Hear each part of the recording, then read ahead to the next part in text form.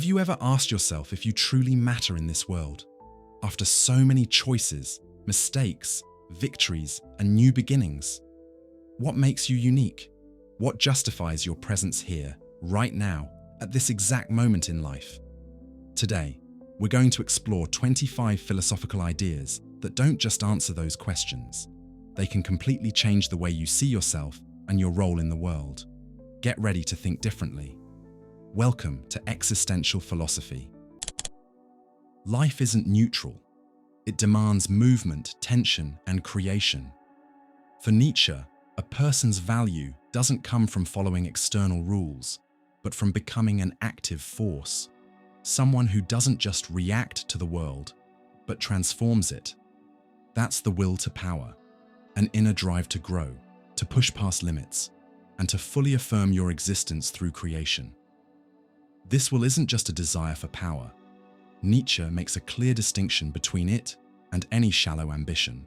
It's a vital force, a dynamic principle that flows through all living things. Wherever there's growth, there's will to power. Wherever there's reinvention, there's will to power. It's what drives a seed to break through the soil. What inspires an artist to create something new? What pushes you to become more than you were yesterday? The will to power is, in a way, an inner ethic. It doesn't depend on moral commandments or divine ideals. For Nietzsche, traditional values, especially those rooted in Judeo-Christian morality, suppress this force by glorifying weakness, sacrifice, and submission. He calls them values of resentment, created by those who couldn't affirm life and instead rejected strength in the name of humility and obedience. In contrast, Nietzsche offers the image of the Overman, Übermensch, not as a fixed ideal, but as a symbol of ongoing self-overcoming. Your value, then, isn't given to you. It's built. And that building process demands the courage to face the chaos of existence without clinging to ready-made meaning. You must still have chaos in yourself to give birth to a dancing star.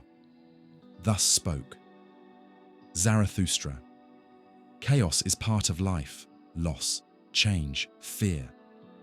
But the will to power is the ability to shape that chaos into something meaningful, to create your own values, to live without guarantees, and still find a way to dance in the abyss. Nietzsche doesn't want you to seek a safe life.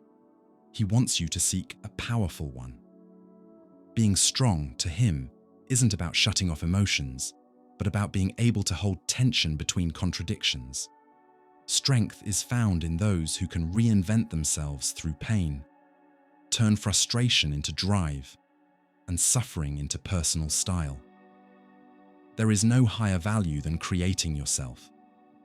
A human being has worth when their life becomes a work, not imitation, not submission, not calculation.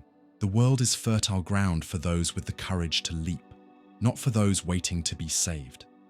Life, as Nietzsche sees it, isn't fair or unfair. It simply is. What defines your value isn't how much you suffer or how much you achieve, but what you do with your experience.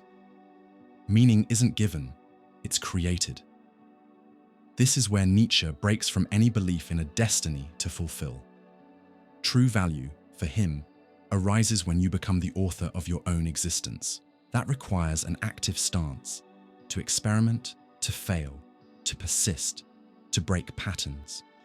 Become who you are. The gay science. This phrase is a call to uniqueness. You weren't made to copy anyone. You were made to invent yourself. The will to power pulses in those who refuse to settle for the expected and dare to be the exception. But that freedom comes with a cost. It demands responsibility. No more blaming God, society, or the past. The question is, what will you do with what you've been given? That's what matters. Life owes you nothing, and yet it offers you everything. Nietzsche saw the average person as a slave to the herd, to habits, to the fear of standing out. He saw this as a tragic waste of potential, living to please others, to fit in, to avoid discomfort. All of it is a denial of life. It's death in disguise. In contrast, the one who affirms life is the one who says yes, even to suffering. Not because suffering is good, but because it's part of the creative process. True value lies in embracing the world as it is and still choosing to dance, to laugh, to fight, to love. This is the spirit of Amor fati, love of fate, not just accepting your path, but using it as raw material to create something one of a kind. Life gains meaning when you live it in a way that could be repeated forever. This is the ideal of eternal return. Because of that, Nietzsche calls for a radical shift. Stop looking for meaning outside yourself. Find it in the way you live. Stop waiting for approval. Become a creator. Embrace the chaos. Keep evolving. That's where your true value is revealed.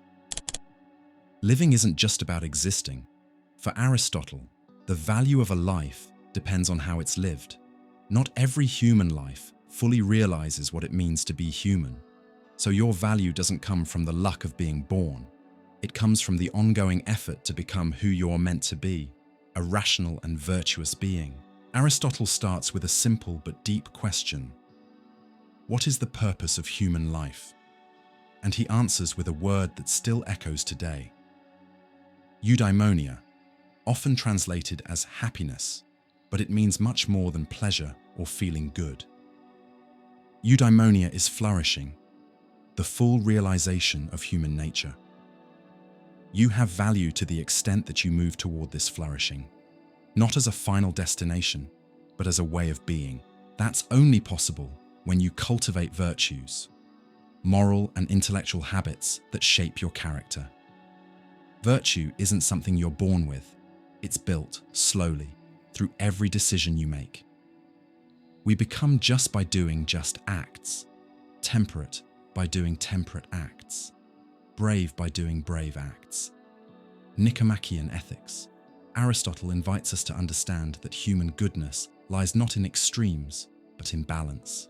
Virtue always sits between two vices.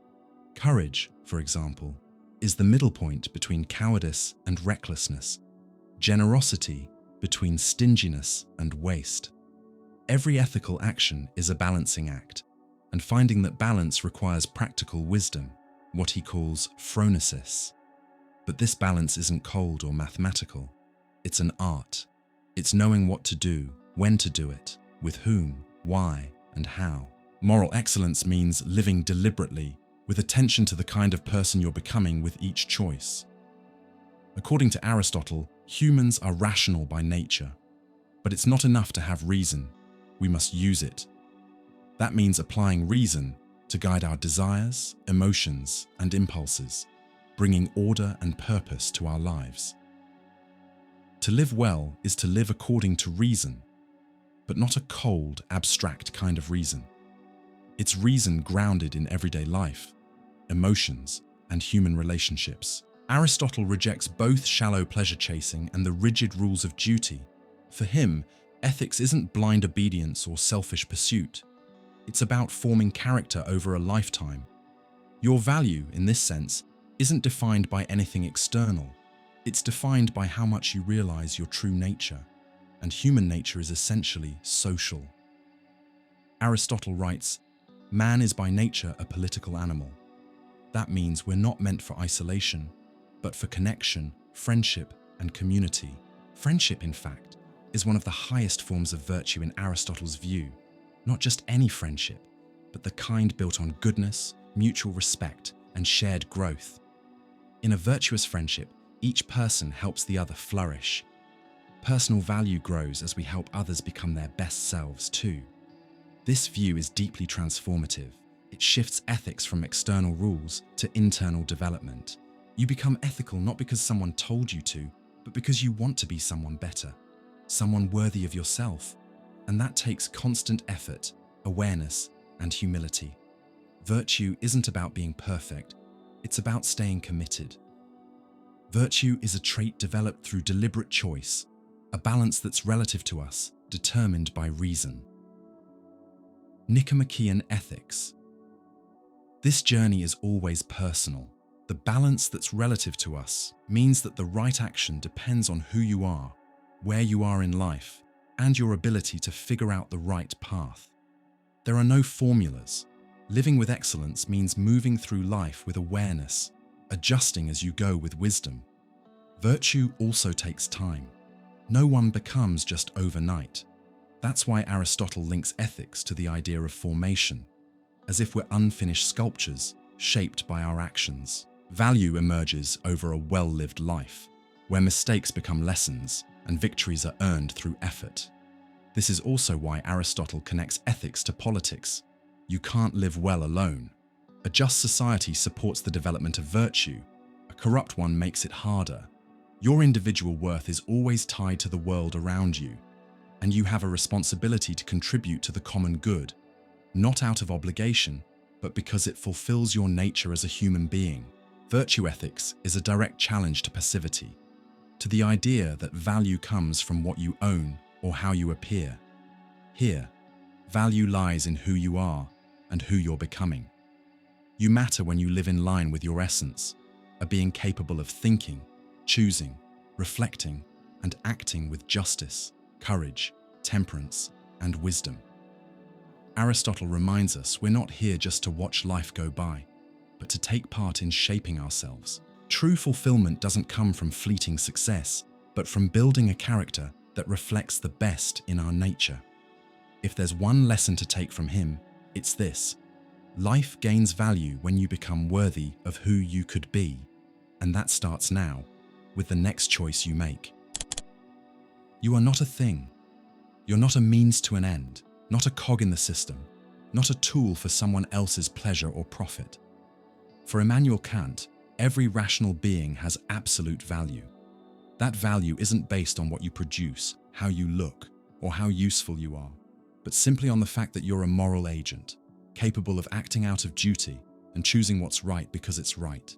This is the foundation of human dignity, the ability to act according to rational and universal principles. For Kant, dignity isn't a feeling, it's a moral status that cannot be negotiated. You have dignity because you can choose to do what's right, even when everything in you wants to do otherwise. You have dignity because you are free. And for Kant, freedom is the root of morality. Act in such a way that you treat humanity, whether in your own person or in the person of another, always at the same time as an end, never merely as a means.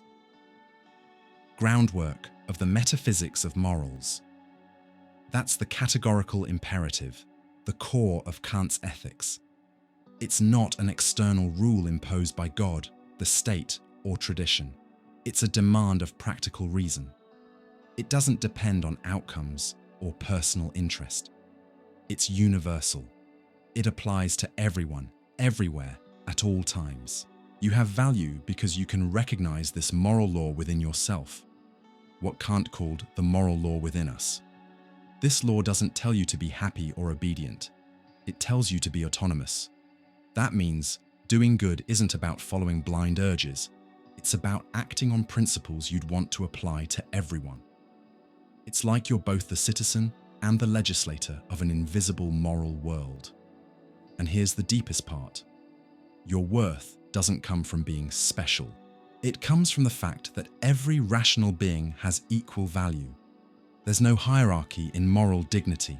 A king and a farmer, a genius and someone who can't read, all have the same moral worth. Why? Because all are capable of recognizing duty and acting out of respect for it. What separates a human being from an object is moral will. Objects have price.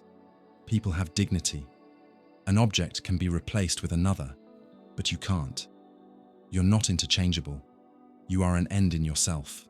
That means your existence has value in and of itself, and must never be treated as just a means to an end. That's why, for Kant, morality demands respect, not just love or compassion, but respect. Respect is the rational recognition of another person as equal in dignity, no matter who they are, what they've done, or what they believe. That principle applies to every form of exploitation, humiliation, or dehumanization. All of it is wrong because it treats a person like a thing. And it's not just about others, it's about you too. Acting morally means respecting yourself as a rational being. It means refusing to be a slave to passing impulses, selfish interests, or external pressure. It means having the courage to follow duty, even when it demands sacrifice.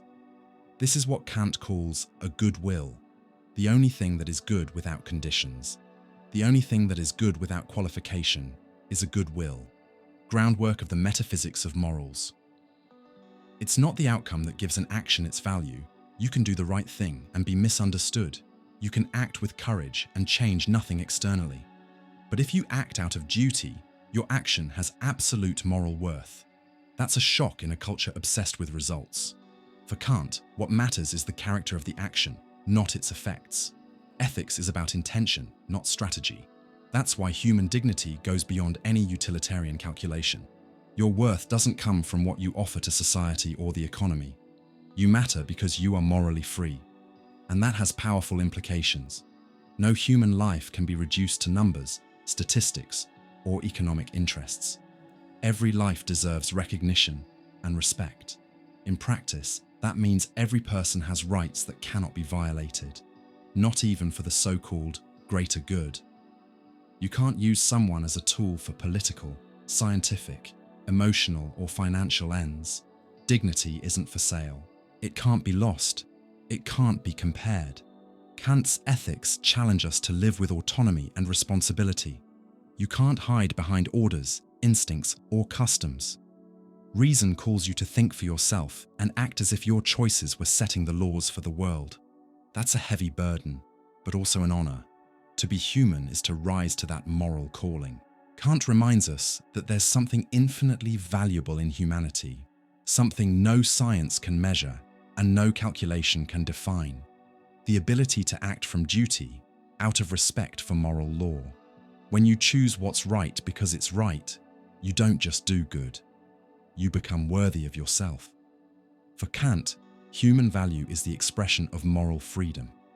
And that freedom isn't about doing whatever you want. It's about doing what's right, because you recognize it as just. In the physical world, we're ruled by natural laws. In the moral world, we are the authors of our own laws. That's the core of dignity, to be an end in yourself. There's no greater honor, no higher value. You're not alone in the universe. You're not an island, not some random accident, not a loose thread in chaos. For Marcus Aurelius, Roman emperor and Stoic philosopher, you're part of something greater, a rational cosmos, a living order where everything has a place, a purpose, and a function. Your value doesn't come from fame, wealth, or achievements. It comes from being connected to the whole and staying true to the role nature has given you. Marcus Aurelius wrote a book we now know as Meditations, but he didn't write it for others. He wrote it as a spiritual exercise for himself, a reminder that real life isn't found in pride or illusion, but in harmony with the universal reason that holds the world together. And from this awareness comes a powerful and calm philosophy, that living well means living in line with nature, with the logic and structure of the world itself. All things are connected, and the web of connections is sacred. Nothing is alien to the universe. Meditations. You have value because you are part of that sacred web, not as something disposable, but as a unique expression of a larger order. Your life isn't meaningless. It's meaningful because it fits into an intelligible whole where everything works together. Even the things that seem random or painful have their place in the logic of the cosmos. Stoicism teaches that the universe is like a living body. Every part serves a purpose, and the good of each part is tied to the good of the whole. Just like a hand exists for the sake of the body, we exist for the sake of the universal community. Your value comes from fulfilling that natural function with reason, justice, courage, and self-control. That means doing your part, doing it well, without complaining, without chasing recognition. Marcus Aurelius wrote, "You were born to work together. Work with the logos of the universe, with your fellow humans, with the inner sense of duty your conscience gives you. Fulfilling that duty, even in silence, is a source of honor. Love the craft that nature gave you and carry it to the end." Meditations. Living well isn't about doing everything. It's about doing what's yours to do and doing it well. You're not responsible for everything that happens, but you are responsible for how you respond to it. And for the Stoic, the only thing that truly belongs to you is your inner attitude, your judgment, your intention, your just action. The cosmos runs on rational laws, and reason lives in you too. That makes you a citizen of the universe, not just of a city or country. Marcus Aurelius's idea of a universal community isn't just a dream, it's a way of life. All humans share reason, which makes us moral siblings. Prejudice, vanity, anger, envy, all of that comes from forgetting that we belong to one another. What's not good for the hive is not good for the bee.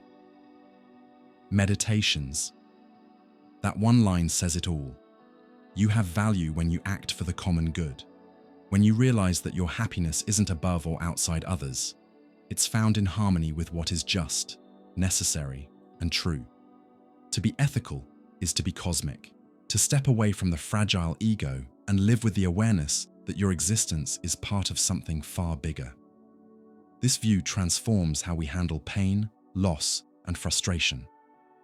If everything happens according to cosmic order, then resisting the inevitable is just wasted energy. Marcus Aurelius teaches us to accept what comes with peace, not as defeat, but as wisdom. He wrote, "Welcome whatever comes to you, as if you had chosen it yourself."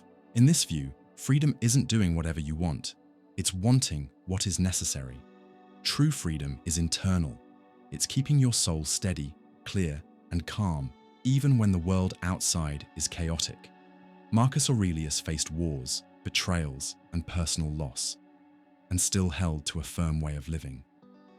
He believed that a person's true worth is revealed in adversity. What happens to you was meant for you from eternity. Meditations. Living according to cosmic reason brings peace. Not the peace of escaping life, but the peace of fulfilling your role with integrity, even in the middle of a storm. It's being like a tree that bends in the wind but doesn't break, like a river that flows with no resistance, calmly following its course. Your value, then, lies in being a faithful expression of that order. You don't need grand achievements. Just live with justice. Be honest, brave, and kind, even when no one's watching.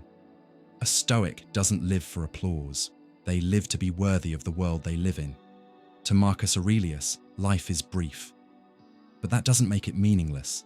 It makes it precious. And every ethical act, every upright thought, every small action done in the name of reason and justice is a way of honoring the cosmos that holds you. Being Stoic means living as if the universe were watching, because in a way it is. You're going to die. That's not a threat or a dramatic statement. It's just a fact. One of the most intimate and unavoidable truths of your existence. And for the philosopher Martin Heidegger, it's exactly this awareness of death that gives life its weight, its depth, and its value. It's through death that the most radical possibility of human existence opens up, the chance to live authentically. Heidegger isn't interested in offering tips for happiness. He doesn't lay out moral rules or universal ideals. His question goes deeper. What does it mean to be? And more specifically, what does it mean to be human? The answer isn't found in abstract ideas, but in the way you live your own existence, right now. For Heidegger, the human being is a Dasein, a German term that roughly means being there or being in the world. This means we don't exist like objects taking up space. To exist is to be a project. We're thrown into the world, into a specific situation, with a past we didn't choose and a future that isn't yet defined. We are always on the way to becoming something. But there are two ways this path can go: inauthentic or authentic. The inauthentic path is the most common. We live immersed in daily routines, doing what everyone else does. Heidegger calls this living under the rule of the they. They say, they do, they think. It's impersonal, generic, life lived according to outside expectations. It's Dasein running from itself, numbing out in the comfort of distractions and social roles. In this mode, we lose touch with our freedom. We act like the world is already set and there's no real choice left. We become like gears in a machine, functional but empty. And the scariest part? Most of the time, we don't even realize we've lost ourselves. The turning point comes through anxiety. Unlike fear, which has a specific cause, anxiety is a deep, formless unease, a silent vertigo that reveals how fragile our familiar world really is. It shakes us out of the they and drops us into the raw truth of existence. You are alone, you are free, and you are going to die. This, for Heidegger, is where things truly shift. Death isn't just something to fear. It's what opens the door to real authenticity. Knowing that death is certain, but not knowing when, makes every moment count. Life stops being something you postpone. It becomes fully present. You're forced to choose yourself. Death is the most personal, non-transferable, certain and undetermined possibility of Dasein, being and time. Here, death isn't just a biological event. It's the revelation of your freedom. You can only truly choose how to live because you know you're going to die. And to live authentically means to embrace that freedom, to take ownership of your existence as a unique project. Heidegger calls this being toward death, Sein zum Tod. It's not a morbid obsession, but a kind of existential clarity, to live knowing that every decision matters, that every moment is one of a kind, that every action has weight. Authenticity begins the moment you stop outsourcing your life and start living it as your personal, non-negotiable responsibility. An authentic human isn't someone who isolates themselves or rebels just to stand out. It's someone who listens to the voice of their own being, who faces the silence of existence and responds with courage, who doesn't live to meet expectations, but to be true to what feels real and meaningful inside. It's not an easy path. Heidegger doesn't offer comfort. He offers clarity. Authenticity isn't something you achieve once. It's something you have to choose again and again. The world will keep tempting you with distractions, roles, masks. Every day, you'll have to decide, live like they do or live like you. Man is the shepherd of being. Letter on Humanism. That one sentence captures Heidegger's existential call. You're not here to dominate the world, you're here to care for it, to protect the meaning of being itself. And that begins with caring for yourself, with listening to what stirs in you before the words, before the expectations, before the noise. Your value doesn't come from results, it comes from authenticity. It's not about grand achievements. It's about showing up to your life with presence and responsibility. You matter because you can recognize your freedom, your mortality, and still choose to live in a way that is deeply your own. Authenticity is not selfishness, it's integrity. It's being true to the uniqueness of your own existence, while staying aware that your life is always connected to the world, to others, to time itself.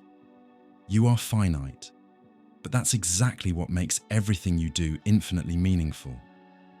Heidegger invites us to wake up, to break away from the surface-level life of inauthenticity, to stop running from silence, anxiety, uncertainty, because it's in those moments, when everything seems to fall apart, that the human being finally comes face to face with who they really are. And in that quiet emptiness of death, we discover what it means to truly be alive.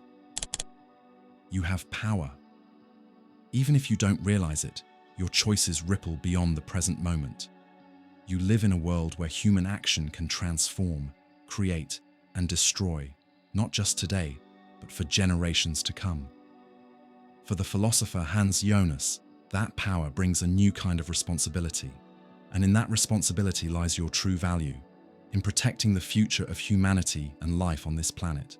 Hans Jonas didn't think about ethics just in terms of isolated individuals, or even in how people treat each other in the present.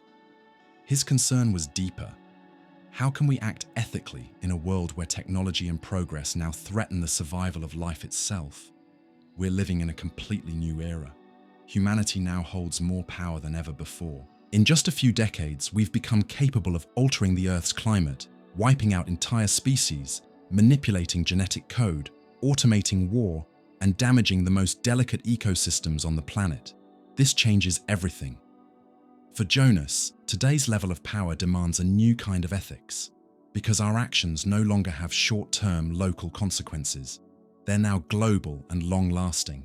Act so that the effects of your action are compatible with the continued existence of genuine human life on Earth. The imperative of responsibility. This is Hans Jonas's new ethical principle, a clear call to act with the preservation of life in mind, not just short-term pleasure, profit, or convenience. Your value, then, isn't just about being good right now to the people around you, but about caring for those who aren't born yet, for those who have no voice, for the living beings who can't protect themselves. Traditional ethics, from Kant to Aristotle, focused on relationships between people, on rational duty, on personal virtue. Jonas doesn't reject those foundations, but he expands them. He says that our new responsibility is intergenerational, because our actions now reach beyond our own time. Justice can no longer be just between the living. It has to include those who will live in the future, and that's a radical idea. You are responsible for people you'll never meet, responsible for the health of the earth, the water they'll drink, the air they'll breathe, the choices your actions today will either allow or take away. In this context, a new kind of dignity appears. You matter not just because you're rational or free, but because you're capable of caring. And caring is a moral strength. It shows that you understand the world doesn't end with you, that for life to go on, it needs conscious guardians. Fear can ground responsibility, the imperative of responsibility. Jonas wasn't idealistic about human nature. He knew that often, we only wake up to responsibility when danger feels real. That's why he suggests that fear, not panic, but a clear awareness of the risks, should be the foundation of a preventive ethics. In this sense, your value lies in being able to see consequences before it's too late. Ethics here isn't about perfection, it's about awareness, about understanding that you're part of a living chain and every link matters. Jonas says, humans aren't rulers of the world. We are caretakers, stewards, servants of life. That view takes humility. We're not owners of the earth.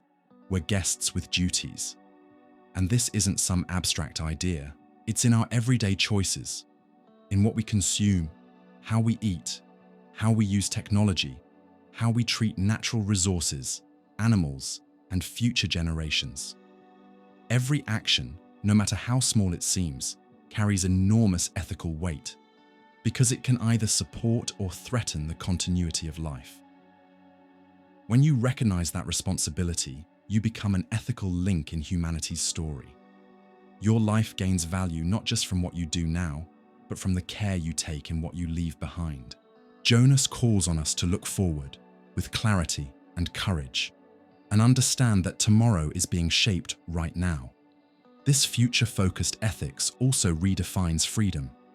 Being free doesn't mean doing whatever you want. It means acting responsibly with what you're capable of doing. Freedom without responsibility is destructive. Freedom with responsibility is creative. Hans Jonas asks something deep of us, to think from the point of view of life itself, not just our egos. That means letting go of short-term thinking and instant gratification. It means recognizing that every living being has a rightful place in the web of life, and that humans, because we can act, also have the duty to protect. The integrity of man now depends on the integrity of nature, the principle of life. That sentence is crystal clear. There is no human future without a natural future. The value of humanity isn't separate from the earth, it's rooted in it. And you, as a conscious being, have an essential role: to be the bridge between what life has been and what it still could become. Taking on this responsibility means choosing a way of life that honors what exists and protects what's to come. It means understanding that caring for the planet isn't politics, it's ethics. It's the deepest duty of someone who knows life is too rare, too fragile, and too precious to waste. You have value because you can say yes to responsibility, because you can choose care over neglect, and because your choices can be part of a story that doesn't end with you, but stretches forward with dignity to all those still to come.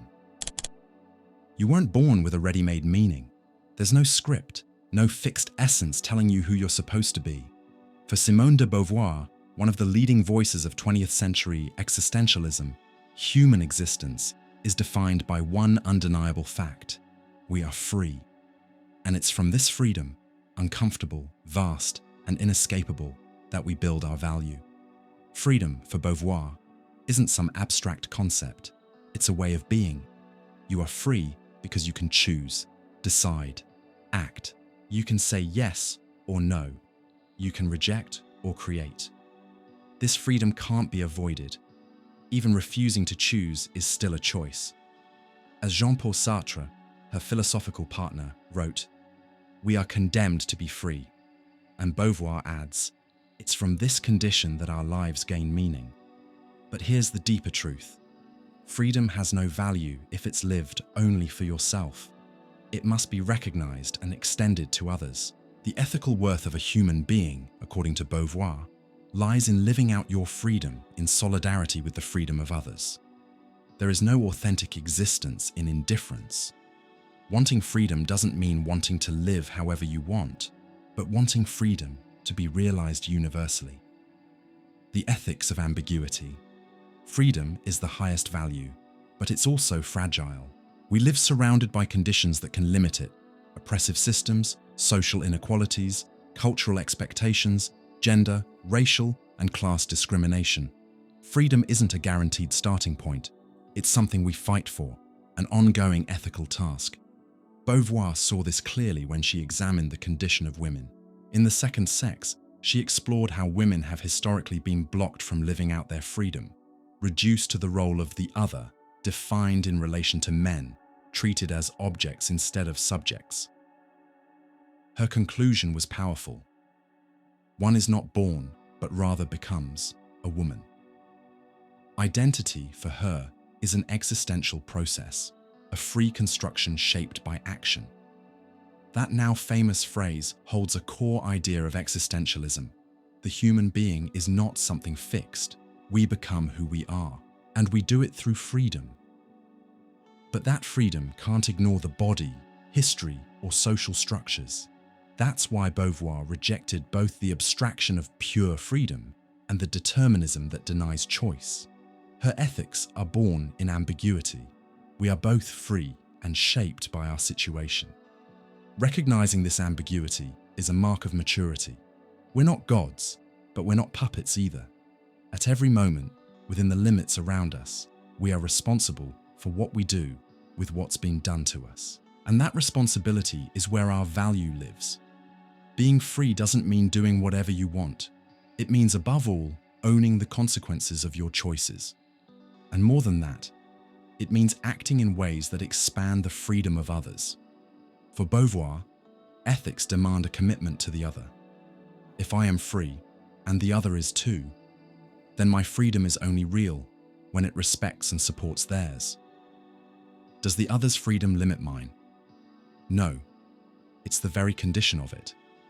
The ethics of ambiguity. That one sentence changes everything. It breaks the idea that freedom is selfish or isolated autonomy. On the contrary, freedom is realized through connection. To be free is to see others as subjects too, as people with their own fears, desires, choices, and dreams. And that takes listening, empathy, and courage. Because sometimes standing up for someone else's freedom means giving up your own privilege, confronting injustice, or breaking the silence that protects you. Beauvoir never saw freedom as a purely individualist ideal. It's active, ethical, and political. Her philosophy demands responsibility. If you see oppression and do nothing, you're still choosing, and you're betraying freedom. The value of life doesn't lie in comfort, but in commitment. This applies to politics and to your inner life. When you stay silent in the face of prejudice, when you accept roles that erase your uniqueness, when you settle out of fear of judgment, you're denying your freedom. And by doing that, you're also denying your own worth. The meaning of life for Beauvoir doesn't come from outside, not from religion, tradition, or authority. It comes from free action, guided by truth and justice. Each of us has the chance to turn our existence into something meaningful, a testimony of lived and shared freedom. And this freedom, contrary to what many think, doesn't require grand heroism. Sometimes it starts with small acts, saying no when everyone expects a yes. Choosing a path no one else understands, but that stays true to you. Speaking up for someone who's being silenced, studying, writing, creating, loving, with clarity and courage. That's Beauvoir's challenge. To make freedom a lived value, not just a slogan.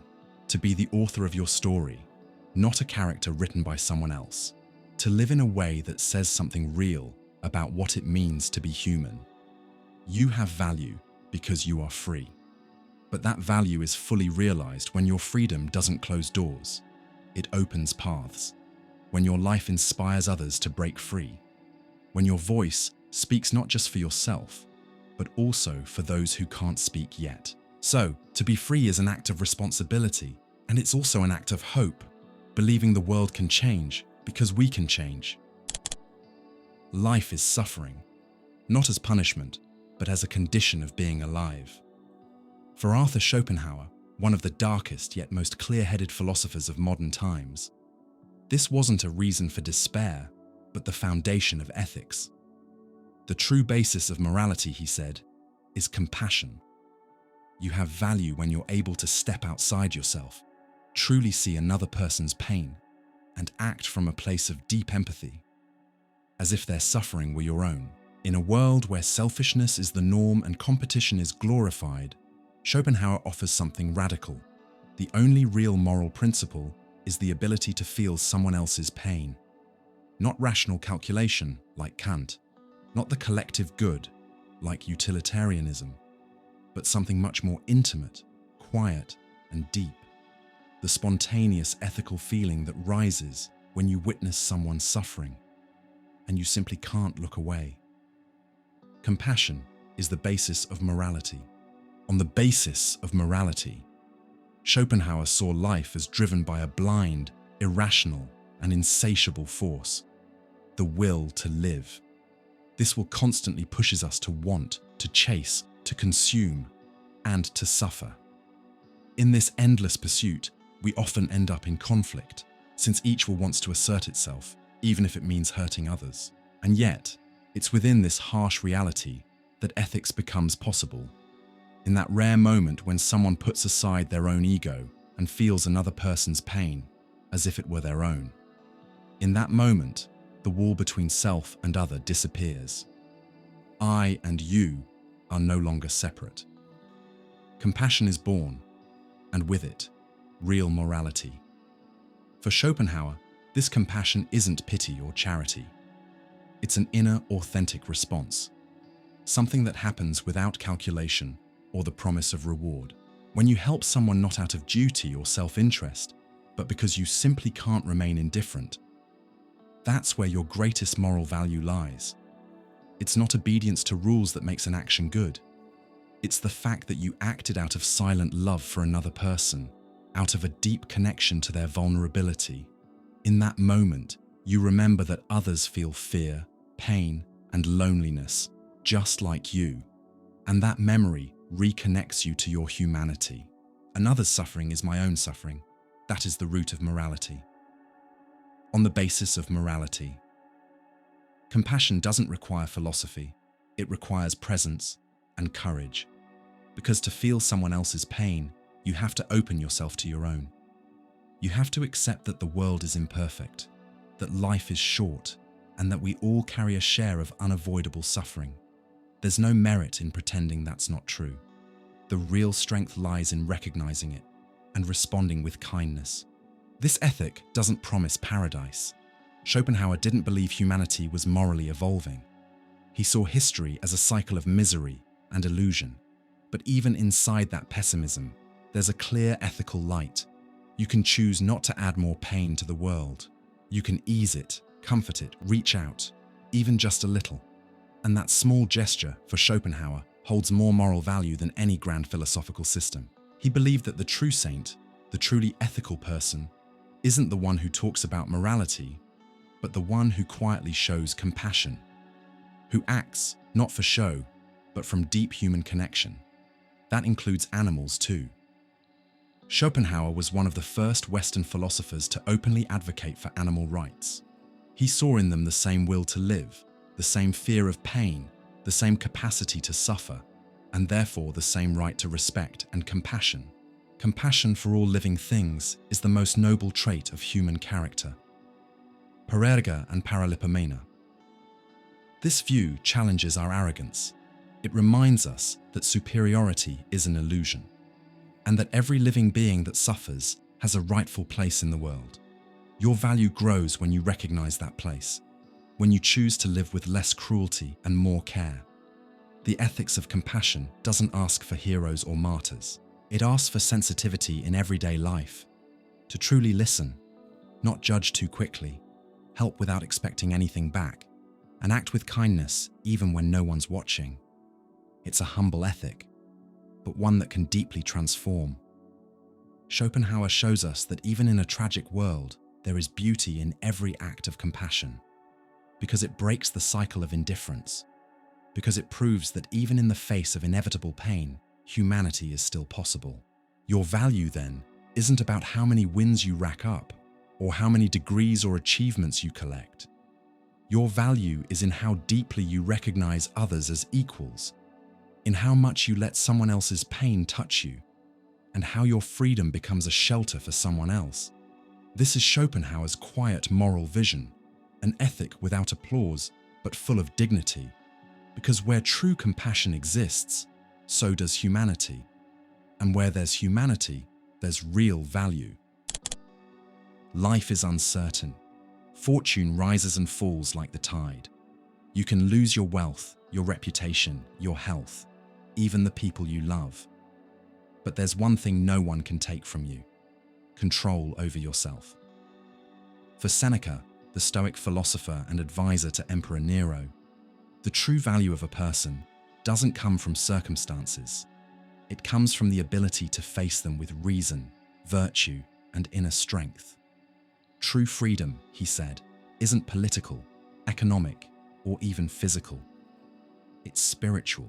A free person is someone who governs themselves, who isn't a slave to their emotions, doesn't live by others' opinions, and doesn't act on impulse. Even in the middle of a storm, they stay calm inside because they know who they are and what they stand for. No wind is favorable to the one who doesn't know where they're going. Letters to Lucilius. That quote captures the heart of Stoic philosophy. Life demands inner direction. And you can only have that when you master yourself, your desires, fears, anger, and anxiety. Self-mastery is, above all, a practice. It's not about suppressing emotions, but understanding them, naming them, and reshaping them with reason. Seneca believed that reason is the noblest part of being human. It's our inner compass, what separates us from animals and lets us act with virtue, even in chaos. And for him, virtue is the only true good. Everything else, wealth, beauty, fame, health, is indifferent. Nice if you have them, fine if you don't. But your character is your only untouchable possession. That changes how we think about personal worth. For Seneca, your value doesn't come from what you own or what you've suffered. It comes from how steadily you guide your soul, how calmly you face what life throws at you, how noble your actions are even in the worst situations. What matters isn't what you suffer, but how you endure it, on the tranquility of the soul. And this view comes from experience. Seneca wasn't some distant thinker.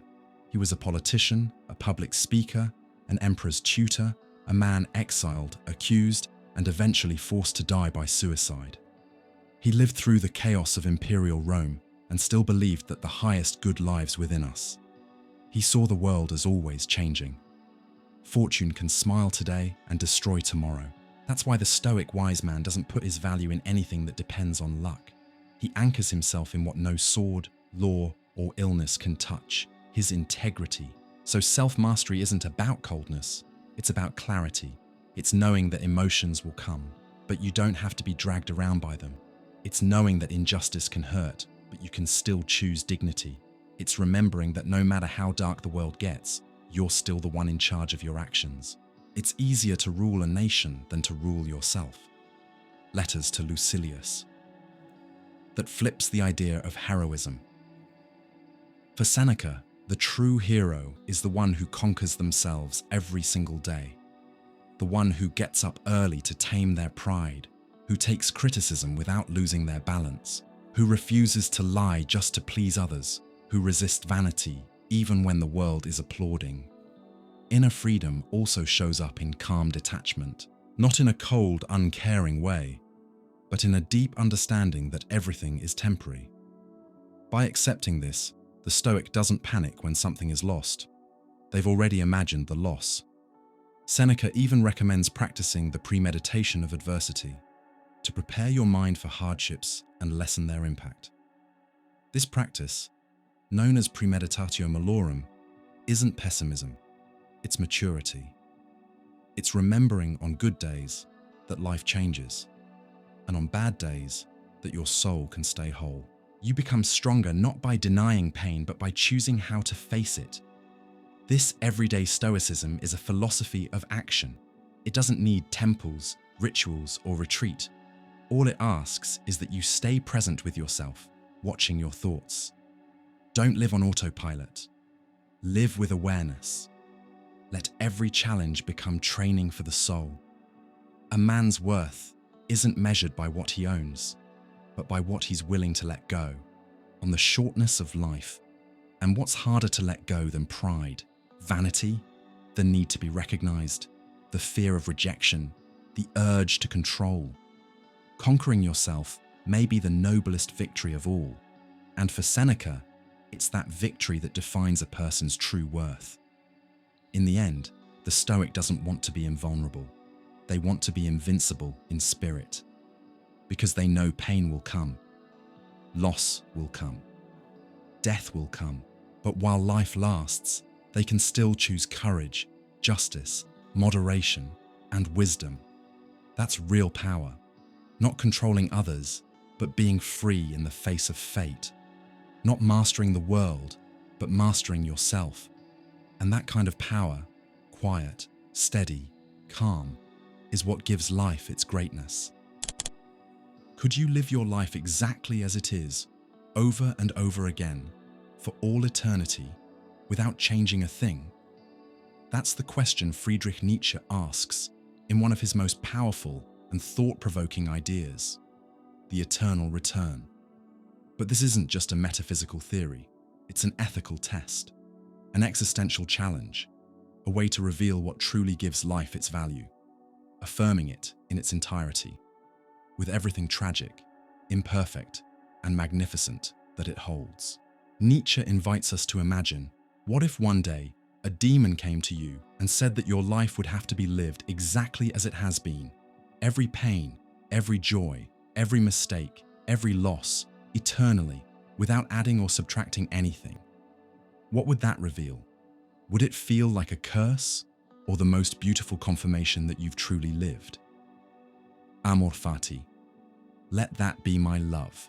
I do not want to wage war against what is ugly. I do not want to accuse, not even the accusers. I want to look away and affirm everything as necessary. The gay science. Amor fati means exactly that, love of fate. Loving life not only in its good moments, but as a whole, including the parts you didn't choose, including the pain, including what you never understood. Nietzsche isn't preaching resignation. He's inviting us to an active acceptance, a powerful, unconditional yes to existence. And why does that matter? because affirming life exactly as it is, without denial, without regret, without illusion, takes a rare kind of strength. The strength of someone who's turned pain into power, who doesn't run from reality, but shapes it with courage, creativity, and depth. Nietzsche didn't believe in perfection. He believed in intensity. To him, human beings aren't here to obey. We're here to create. Life has no pre-given meaning. It demands that you create meaning. So your value doesn't lie in finding some external purpose. It lies in living in a way that makes your very existence justifiable. So much so that you'd want to relive it forever. My formula for greatness: Amor fati. Not to wish anything to be different. Not in the past, not in the future, not for all eternity. Ex homo. This kind of love for fate isn't passive. It's the opposite. It's an act of will. The triumph of affirmation over resentment. Nietzsche harshly criticized the morality of resentment, the mindset that blames others, craves revenge, and denies reality. The resentful spirit says, "This should never have happened." The strong spirit says, "This happened, and still I say yes." That yes isn't naive, it's clear-eyed.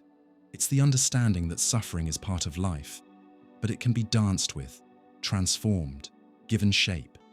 The artist of life, the creator of the self, is the one who uses even pain as raw material, who doesn't flee from the tragic, but engraves it into their story as vital force. Nietzsche offers an ethics of active affirmation, not moral submission. He doesn't want you to endure life as a burden, but to celebrate it as a work of art, cracks and all. And that celebration is what makes each action, each gesture, each decision eternally worthy. The test of eternal return works like this. Imagine that every moment you live, every word spoken, every silence held, every feeling, every loss will be lived again, forever. Does that scare you or set you free? That question reveals whether you're truly living or just getting by. Nietzsche's philosophy demands honesty. Ask yourself, am I living a life I'd want to repeat forever? Am I loving my fate or constantly fighting against it? Am I creating meaning or waiting for someone else to tell me what life is about? Amor fati is the peak of existential maturity. It's recognizing that the past can't be changed, but it can be affirmed. That pain can't be erased, but it can be transformed into wisdom. That imperfection is inevitable, but your attitude toward it is a choice. The beauty of this ethic is in its radical truth. You don't need a different life, a different body, or a second chance. The life you have now is enough, if it's lived with authenticity, courage, and depth. Meaning is here, in the present, in how you embrace what is. Nietzsche writes, "What doesn't kill me makes me stronger." And that's not about trivializing pain. It's a call to greatness. The greatness of not being reduced by suffering. The greatness of not becoming bitter. The greatness of looking back and saying, yes, all of that was mine, and I would choose it again. So the value of your life doesn't come from avoiding suffering, but from living in a way that even your struggles make sense. That you don't need to erase parts of your story to be proud of who you are. That your life is so truly yours, so intensely lived, that you'd want it again, forever. That's the spirit of Amor fati. A deep love for existence exactly as it is. A love that doesn't deny, but affirms. A love that turns even the hardest fate into living art. You are a story in progress. You're not just what happened to you, and you're not only your dreams and goals either.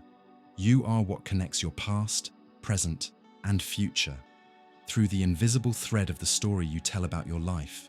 That's how Paul Ricoeur, a 20th century French philosopher, understood human identity, not as something fixed or given, but as something narrated, interpreted, and constantly reshaped. We live in search of meaning, but meaning isn't something you find ready-made.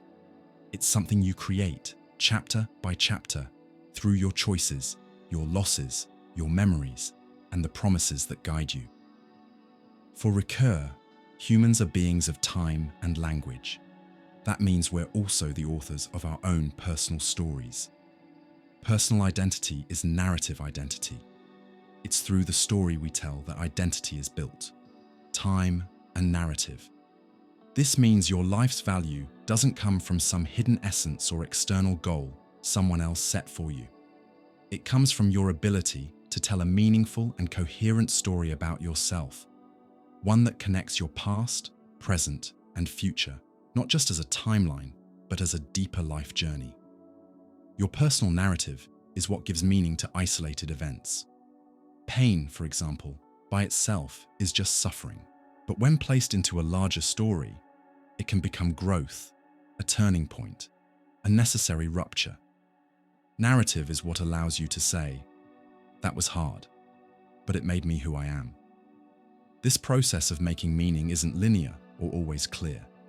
Sometimes we only understand what we lived through years later, when we can retell it with distance, maturity, and new words. Identity, in this sense, isn't a destination. It's a narrative process, always in progress. Ricoeur draws a distinction between two types of identity. Idem, sameness, the parts of you that stay consistent, your name, your appearance, repeated traits. Ipsa, selfhood, the who you are, the person who changes over time but still stays true to themselves. The Ips identity is at the core of Ricoeur's ethical view of the self. It's what allows someone to remain themselves through life's changes, to take responsibility for past actions, and to commit to future intentions. And that's only possible because we can tell a story about our life with a sense of continuity. Being true to yourself means being true to the story you tell about yourself. Oneself as another. This faithfulness to your own story is what gives real weight to the idea of personal value. You have value when you're not living in fragments, when you can bring the pieces of your life together into a meaningful whole, even if it's unfinished. That's why there's no identity without memory, and also no identity without promise. Memory reminds you of who you were. Promise points to who you want to become. Ricoeur sees identity as unfolding in the space between memory and anticipation. In that space, every person is both an heir and an author. You inherited traumas, stories, values, wounds. But what you do with all of that is your responsibility. And here's the beauty. You can rewrite your story without erasing what happened. It's not about forgetting. It's about reinterpreting. It's about giving new meaning. It's about turning ruins into narrative. This reinterpretation is an act of freedom. Not freedom in the sense of inventing anything you want, but the freedom to create meaning from real experience. Ricoeur reminds us that personal narrative lives in the balance between fiction and truth. It's not a lie, but it's not just a photograph either. It's an interpretive act. An interpretation is always a form of responsibility. You become who you are as you commit to the story you're telling. That involves ethical choices. It means saying no to some chapters and yes to others. It means changing direction, admitting mistakes, renewing promises. Being yourself takes narrative work. Listening to yourself, revising yourself, forgiving yourself. Ricoeur connects this idea of storytelling with justice, because not only do individuals have stories, societies do too. And justice, whether personal or collective, depends on the ability to tell and retell these stories with truth, inclusion, and recognition. Telling your story is also a political act. So your identity isn't just your biography, it's your task. And your value doesn't lie in being perfect. It lies in your ability to give meaning to what you've lived and to project that meaning into what's still to come. Life is time, and time only becomes livable when it becomes a story. Narrative is the bridge between time lived and time understood. Time and narrative. That means to live well is also to tell your story well, not by sugarcoating reality, but by understanding yourself honestly and bravely within it. Your personal narrative is where meaning is born, where value grows, where life becomes bearable, and sometimes even beautiful. You have value because you can tell your own story, not as a victim of the past or a slave to the future, but as the conscious author of a plot only you can live. And even when you can't control what happens, you can still choose how that story will be told. You're going to die, not as a distant possibility, but as the only non-negotiable certainty of life. For Martin Heidegger, that truth isn't something to fear or run from. On the contrary, it's by facing death with open eyes that life reveals its most authentic value. At our core, we are beings toward death, sein zum Tod. And understanding that changes everything. Heidegger isn't talking about death as a biological event, the heart stopping, the body getting cold, the flesh breaking down. That's just the physical side. For him, death is something existential. It's the ultimate possibility each of us has, deeply personal, non-transferable, and impossible to escape. No one can die for you. Death is the one experience no one else can take on your behalf. But here's the key. Death isn't just the end. It's something that's always present. It follows us in every choice, every action, every dream. It sits quietly in the background, reminding us that time is limited, life is short, and tomorrow is never guaranteed. And it's in this awareness of our finiteness, Heidegger says, that real existence begins. Death is the most personal, unpassable, and undeniable possibility of Dasein. Being and time Dasein, the word Heidegger uses for human beings, is the one being who understands its own existence. We're not just another thing in the world. We're the only ones who wonder what it all means, who live between the time we've spent and the time we have left. And it's because we know we're going to die that we can choose to truly live. To live as a being toward death means to live with awareness, to not hide in routine, surface-level distractions, or blind conformity. Heidegger calls that inauthentic living, the kind where we just go through the motions, do what they say, live how they expect. It's the mode of everyone else, of autopilot. But let's be honest, that's how most of us live. Always busy, distracted, disconnected. We avoid thinking about death because it forces us to face the truth. We have to decide what to do with the time we're given, and that choice is ours alone. For Heidegger, anxiety is what shatters that sleepwalking. It pulls us out of autopilot and places us face to face with the reality of being. Unlike fear, which has a clear cause, anxiety is vague, deep, and formless, because it reveals that nothing in the world can take the weight of being who we are. And far from being negative, that anxiety is freeing. It gives us back our radical freedom, the freedom to be, to choose, to take ownership of how we exist. And that's where value shows up, not in copying others, but in risking a life lived from within. Dasein is only whole when it reaches its death, being and time. That wholeness is only possible because death defines life. Without it, life would be indefinite and meaningless. Limits give life shape. Finiteness gives our choices weight. Every decision matters because it happens inside a story that ends. Every connection matters because it won't repeat. Death makes time feel human. It turns each moment into something that demands presence. Living as a being toward death is a form of freedom. Not the do whatever you want kind, but the kind where you choose how to live in a way that's true to you. Heidegger doesn't give us moral rules. He gives us something harder, personal responsibility. And that responsibility is quiet. It doesn't need applause, success, or outside approval. It's a deep inner loyalty to your own being. It's the willingness to live in a way that, if death came today, your life would still have been worth it. That's what existential value means. Not something given from the outside, but something born from within, through every conscious choice in the face of death. Being authentic doesn't mean being perfect.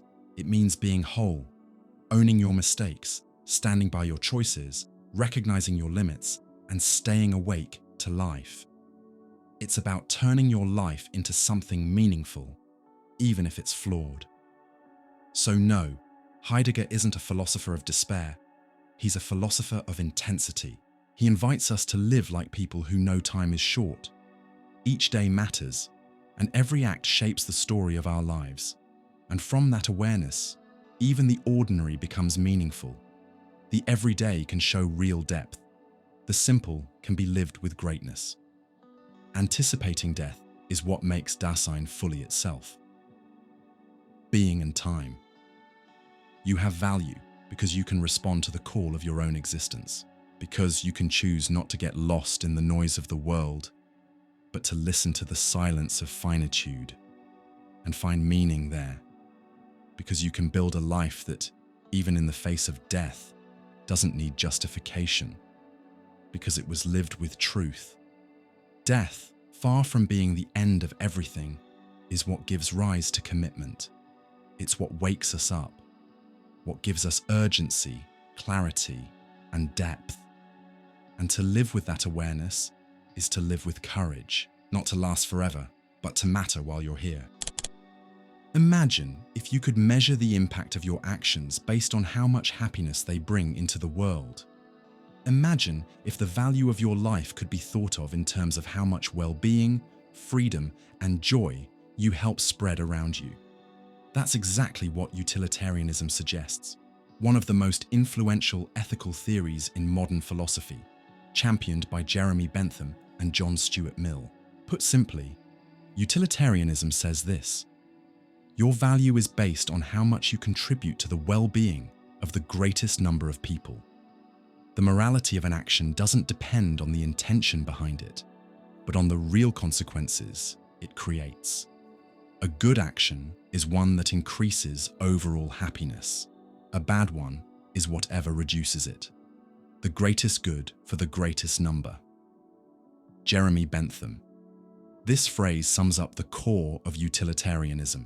Bentham believed that humans are driven by two main forces: pain and pleasure. Our lives revolve around avoiding suffering and seeking satisfaction. Based on that idea, he built an ethical theory around utility. Anything that increases happiness or reduces pain is morally right.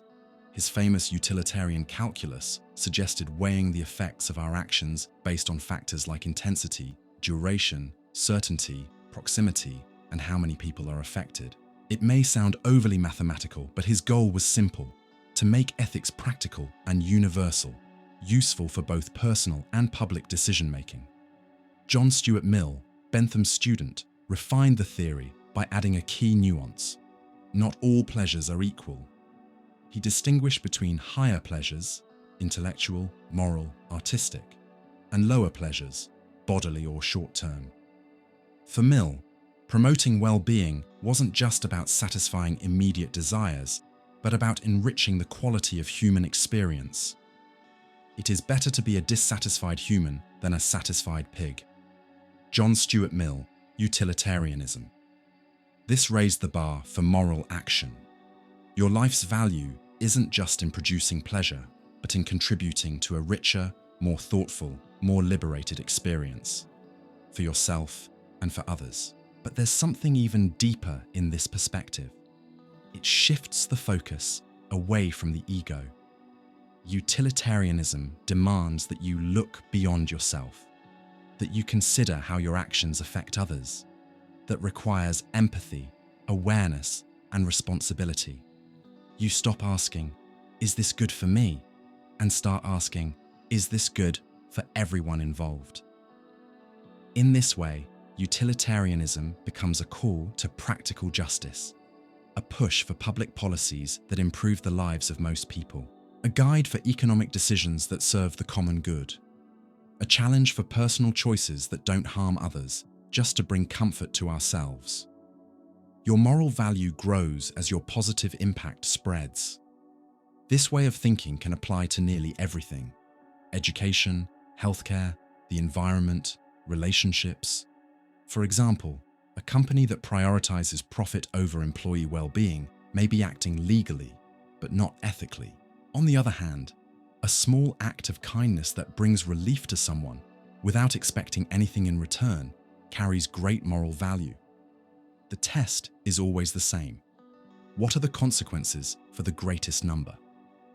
Utilitarianism also challenges rigid moral rules. It doesn't stick to absolute do's and don'ts. Instead, it looks at each situation carefully, weighing the real effects. This makes the theory flexible, but also demanding. It takes wisdom to foresee consequences and understand what will truly bring more happiness. Critics of utilitarianism point to its dangers. What if sacrificing a few benefits many? What if pursuing the greater good leads to individual injustice? Mill addressed this by emphasizing the importance of protecting fundamental individual rights within the utilitarian framework. After all, a society that disrespects individuals will eventually destroy its own collective well-being. Another important point is how the theory applies to other sentient beings. Modern utilitarianism, influenced by thinkers like Peter Singer, expanded the idea of the greatest number to include animals, recognizing that their suffering matters too. Promoting well-being means having ethical responsibility toward all beings capable of feeling. This ethical view has deep implications. Your life's value isn't just measured by personal success, but by how much you help make the world better. Every small choice matters. What you consume, how you treat others, how you respond to injustice. Your impact is your moral signature.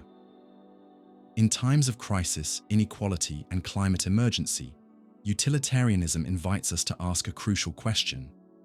What am I doing today that actually contributes to the well-being of others? And that question isn't just moral, it's existential. It reveals the measure of your value in the world. You have value when your freedom helps expand the freedom of others, when your happiness doesn't come at someone else's pain, when your well-being becomes part of a ripple effect that lifts up everyone around you.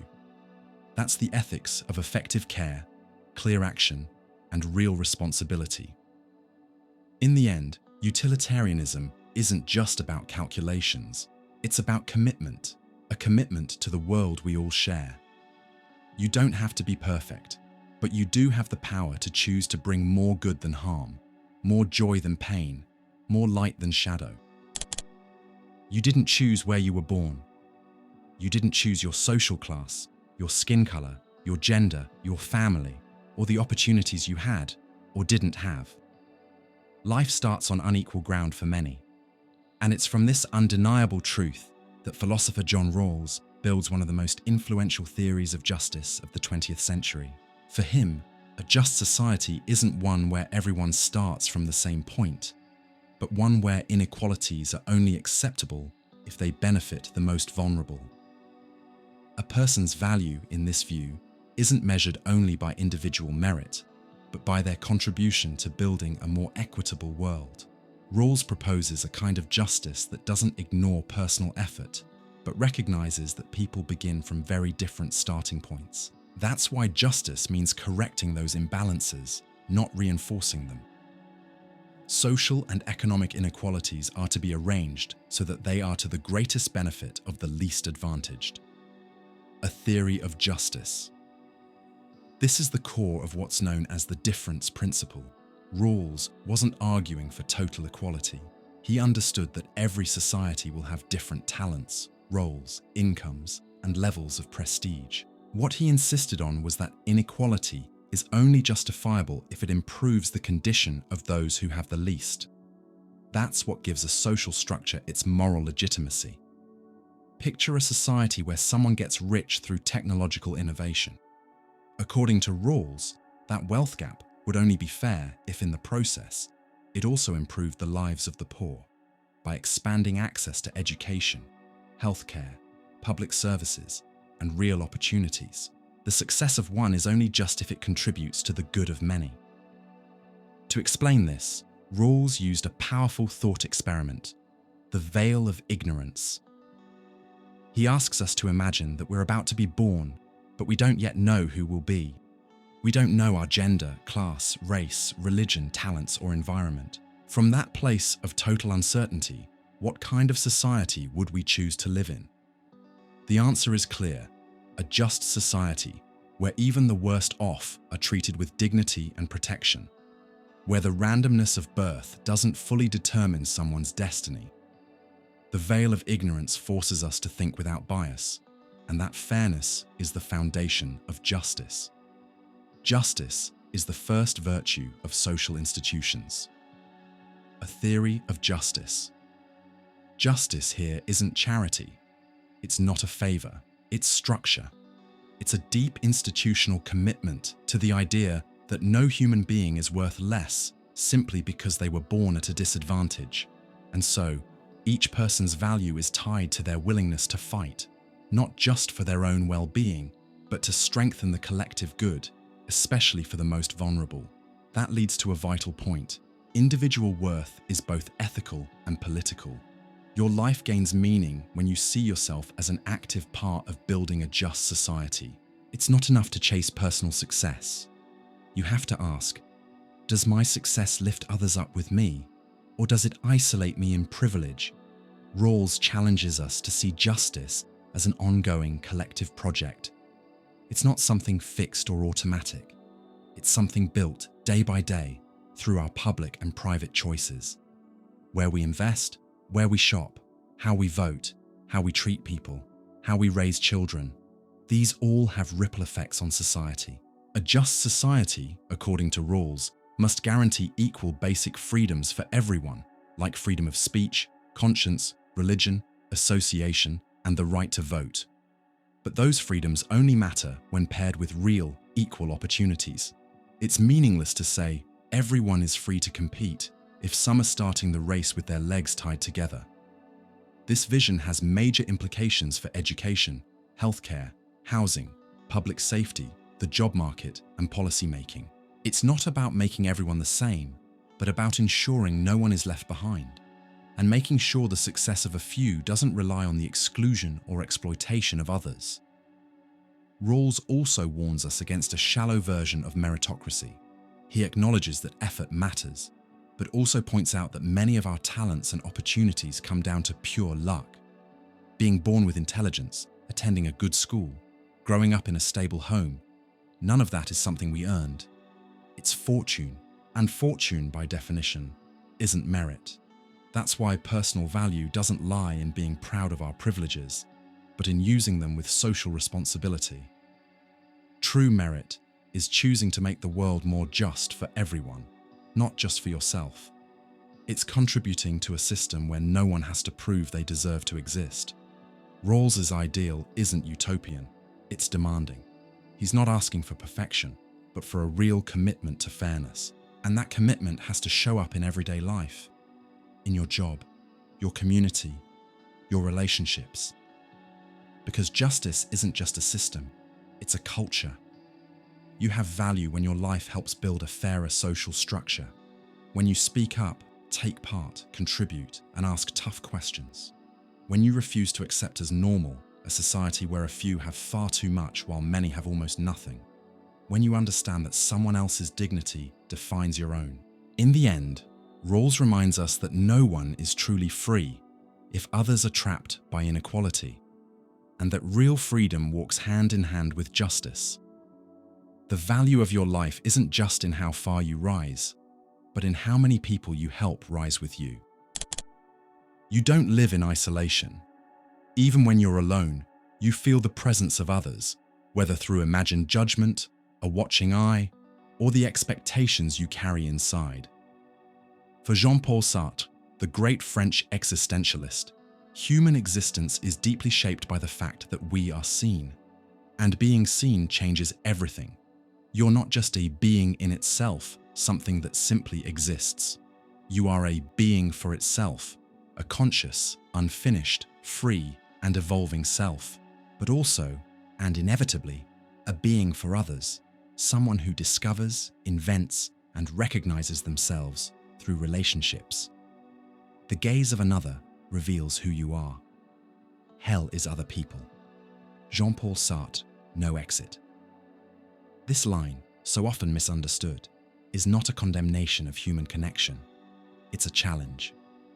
The gaze of another can feel like a trap, but it can also be a mirror. It can reduce you to a label. or awaken a freedom you didn't know you had.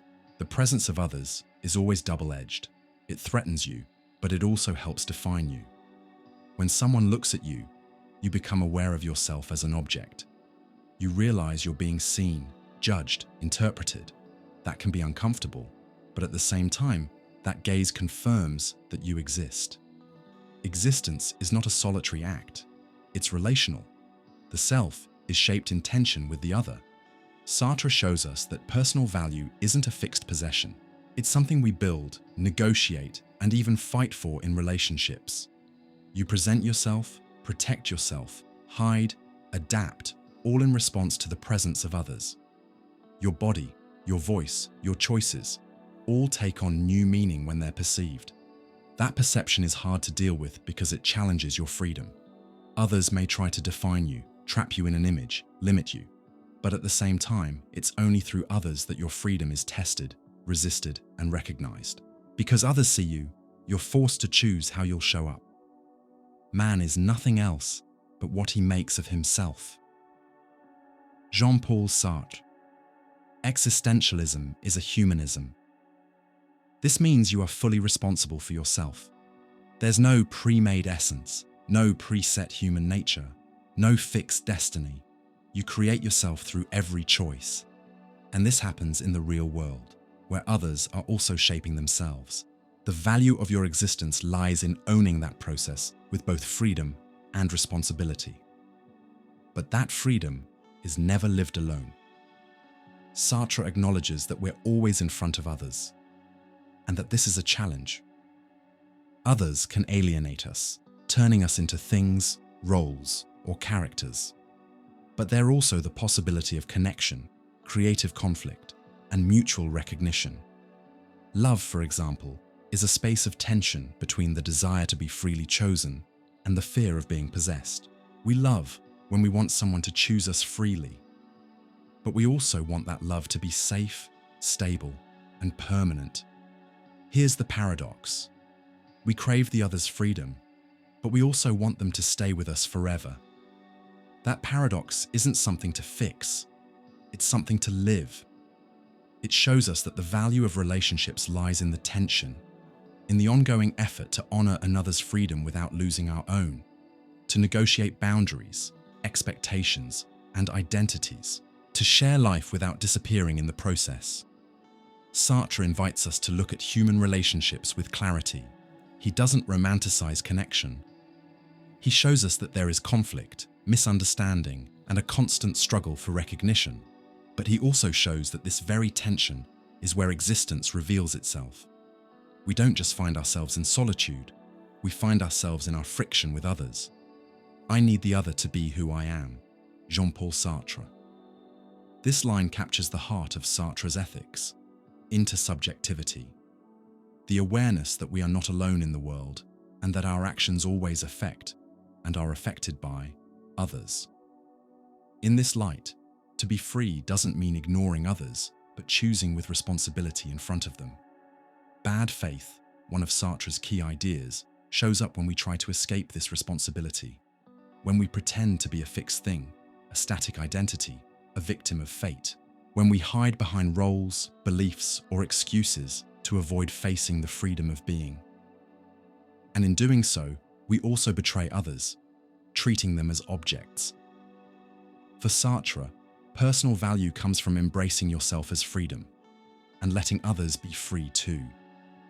Not trying to possess, control, or manipulate, but recognizing that others are ends in themselves, just as free and unfinished as you.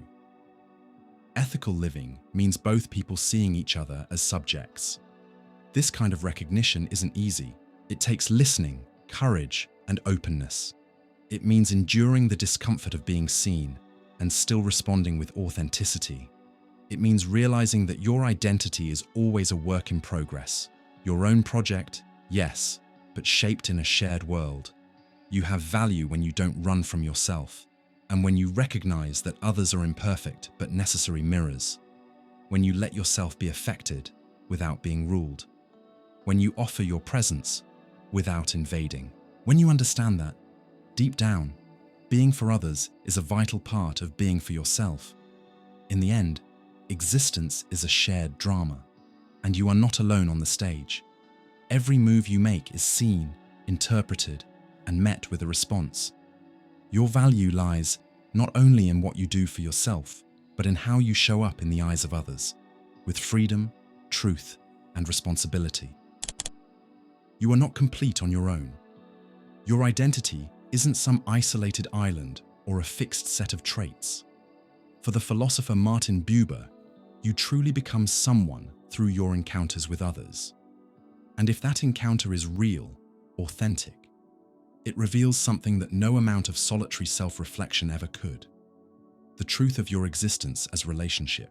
In his most famous work, I and Thou, Buber describes two fundamental ways of relating to the world and to others: the I-it relationship and the I-you relationship. The difference between the two is deep and crucial to understanding where the real value of human life lies. In the I-it relationship, we treat the other like an object, something to be categorized, used, judged, or controlled. The other person becomes an it, something separate from us, defined by roles or labels. We might observe, analyze, or interact, but we don't give ourselves. This is the dominant mode in transactional relationships, in social roles, in surface-level interactions. But in the I-you relationship, the other is no longer a thing. They are not a function, a label, or a role. They are a whole, living presence, a you. And when we relate to someone as a you, we ourselves become a more authentic I. Because it's only in the encounter with a true you that the full self emerges. In every authentic I-you relationship, a human being becomes a person. Martin Buber, I and Thou. That means personal value is not something we possess inside. It's something that shows up in the quality of our connections. We are relational beings, and a life built only on I-it relationships, no matter how efficient or comfortable, doesn't help us grow. It's only when we open ourselves to others as living presences that we touch what's essential. The you isn't some idealized or romantic concept. For Buber, it's concrete. A person becomes a you when you show up to the moment without masks, without defense, without trying to control. When you see them in their uniqueness, not as a reflection of your expectations. This kind of encounter is rare and precious because it demands vulnerability.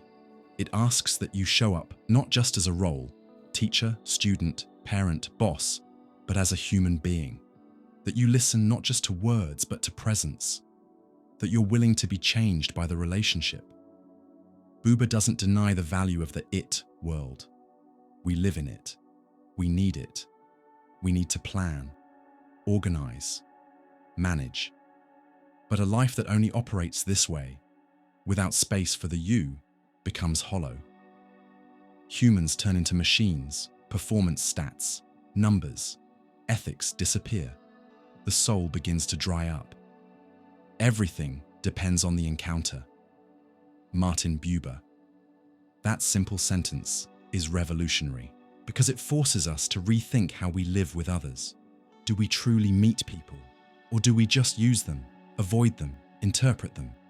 How many times have we looked into someone's eyes and seen no one? How many times have we only been seen as a function? According to Buber, the value of your life is revealed in how you stand before the other. And this isn't just about deep, dramatic relationships. It can happen in small, everyday moments. A real look, a non-judgmental listen, a calm, present response. The encounter is not about the setting, it's about your posture. In that sense, the other becomes a mirror, but not a mirror that reflects your ego. A mirror that reveals you as a relational being. In the presence of a true you, you find out who you are, because your humanity comes alive in presence, in reciprocity, in truth. The you is not a possession. It's not an object of desire or a tool for projection. It's a living other, and for that reason, every real encounter carries something sacred. Buber even speaks of God as the eternal you, not a distant being, but a presence flowing through all authentic connections. Every I-you moment is a glimpse of the sacred, even in the most ordinary interactions. This vision has deep ethical meaning. When you treat someone as a you recognize their unconditional dignity. It doesn't matter if they're rich or poor, familiar or a stranger, similar or different. The other has value simply because they are someone, not because they serve some purpose for you. That's why every I you encounter is also an act of resistance against dehumanization, against systems that turn people into things, bodies into data, lives into stats. In an age of fast, disposable, digital relationships, Buber's philosophy is a powerful call to rehumanize how we connect. You have value when you see the other as a you, and when you allow yourself to be seen too.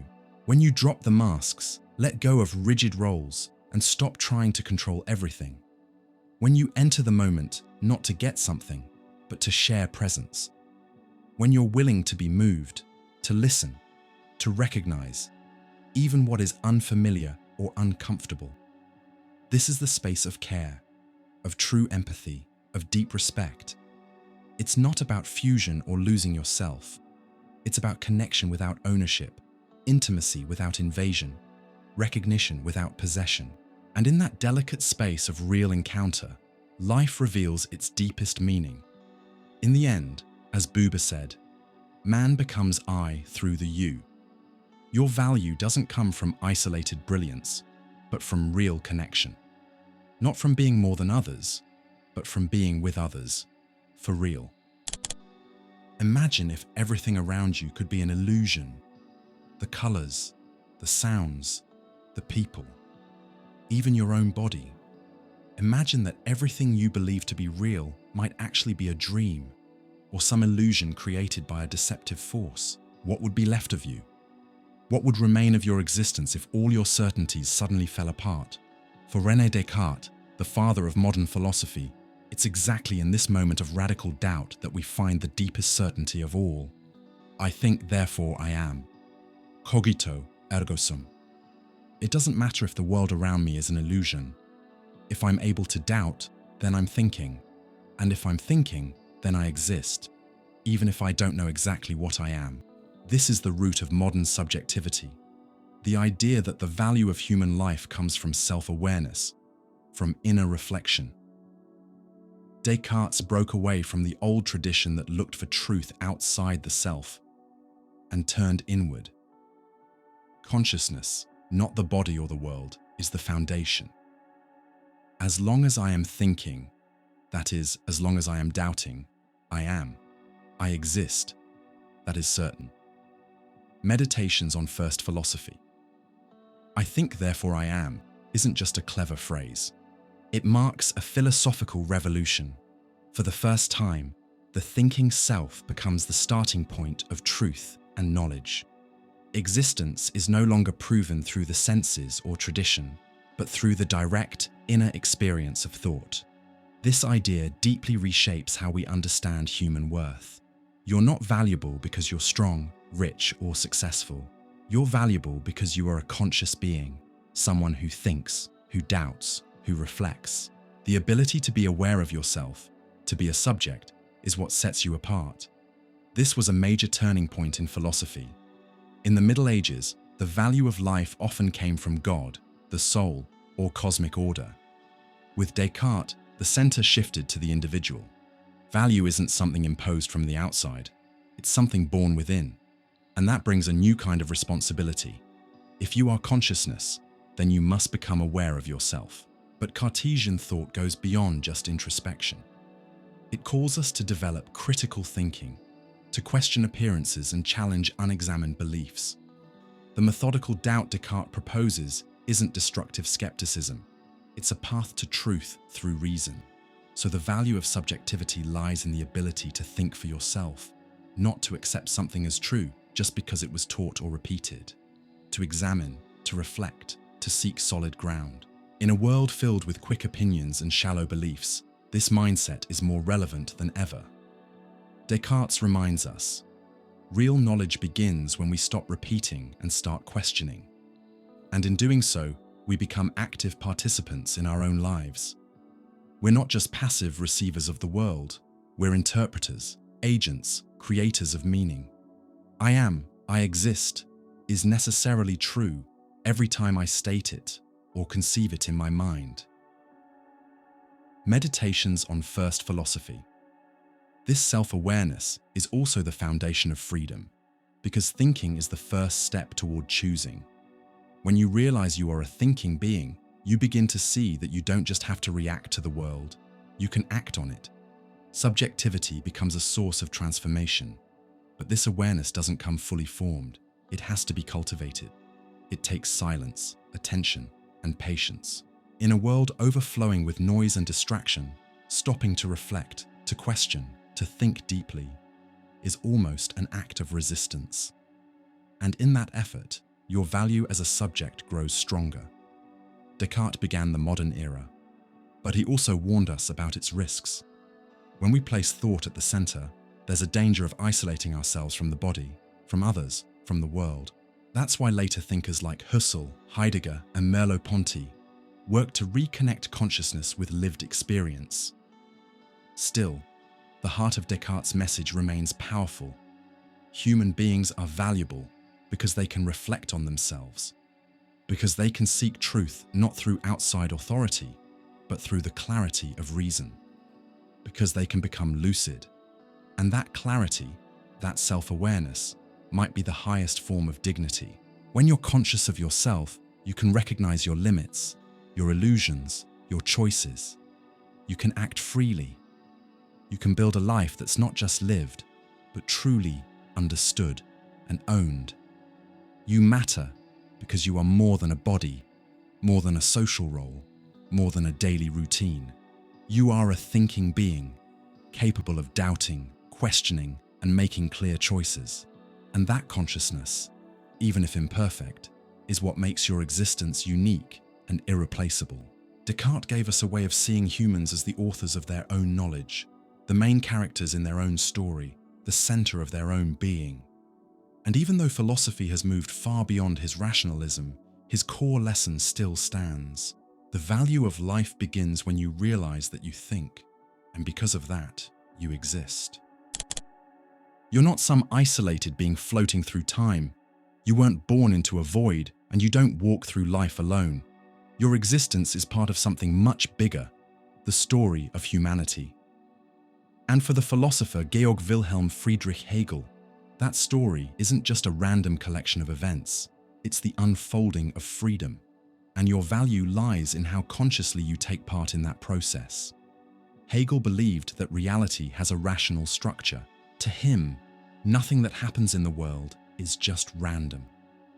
Everything expresses an inner logic, a pattern that drives the world forward. This logic shows up in history as a dialectical movement, where humanity slowly works through contradictions, becoming more aware of itself and more free. The history of the world is the progress of the consciousness of freedom. Philosophy of history. This one sentence captures the heart of Hegel's thinking. Freedom doesn't show up all at once. It's built over time, step by step. In the past, only a few were seen as free: kings, nobles, citizens. Over time, human reason began to realize that freedom belongs to everyone. That progress doesn't happen by chance. It comes through struggle, ideas, conflict, and resolution. Hegel called this whole unfolding process the absolute spirit. It's not a mystical being outside the world. It's reason itself, expressing and evolving through history, through culture, art, religion, philosophy, and politics. When you act, think, create, or help shape the world in a conscious way, you're part of that spirit coming alive. That's where your value shows up. Your worth doesn't come only from being an individual, but from being part of history. Every generation plays a role in overcoming past limits and building something more just, more free, more rational. To live is to inherit, to interpret, and to transform the world. But Hegel doesn't sugarcoat this process. He knows that history moves through breaks, wars, tragedies, and inner tensions. The progress of freedom isn't smooth or peaceful. His dialectic shows that every stage of reality holds contradictions, which lead to conflict, then resolution. A thesis runs into its opposite, the antithesis, and the two come together in a higher, more complete synthesis. That same pattern shows up in our personal lives. Every person goes through phases, crises, inner battles, and by working through them, we grow. Your value isn't in staying the same. It's in integrating your experiences, expanding your awareness, and adding something real to the world. What is rational is real, and what is real is rational. The philosophy of right. This line is often misunderstood. It doesn't mean that everything happening is automatically good. It means that reason isn't some abstract thing floating outside of life. It's embedded in the real world. It shows up in institutions, in social changes, in moral and spiritual growth. When a society begins to recognize rights it once denied, when it seeks justice, when it reflects on itself, that's the spirit in motion. And you're part of that motion. Your thinking, your actions, your art, your outrage at injustice, they all shape history. Even if you don't realize it, you're part of a bigger story, marked by the past and pointing toward the future. The more aware you are of that, the more meaningful your life becomes. Hegel also had a deeper view of freedom. To him, it's not just doing whatever you want. Real freedom is when your will aligns with something bigger, when you understand the systems you're part of and help shape them consciously. When personal will becomes rational will, aimed at the common good, based in awareness, acting with historical perspective. That kind of freedom takes education, culture, and real conversation. Hegel's idea of freedom isn't impulsive, it's thoughtful. It comes alive when you realize your life is connected to others, to reason, to history. The individual is essentially a child of their time. Preface to the philosophy of right. That's a powerful reminder. You weren't born fully formed, and you're not outside of context. You're shaped by your time, but you also help shape it. Your awareness isn't a bubble. It's a bridge between the past you inherited and the future you can help build. When you understand that, your value stops being just personal. It becomes historical. This might sound big and abstract, but it shows up in simple things.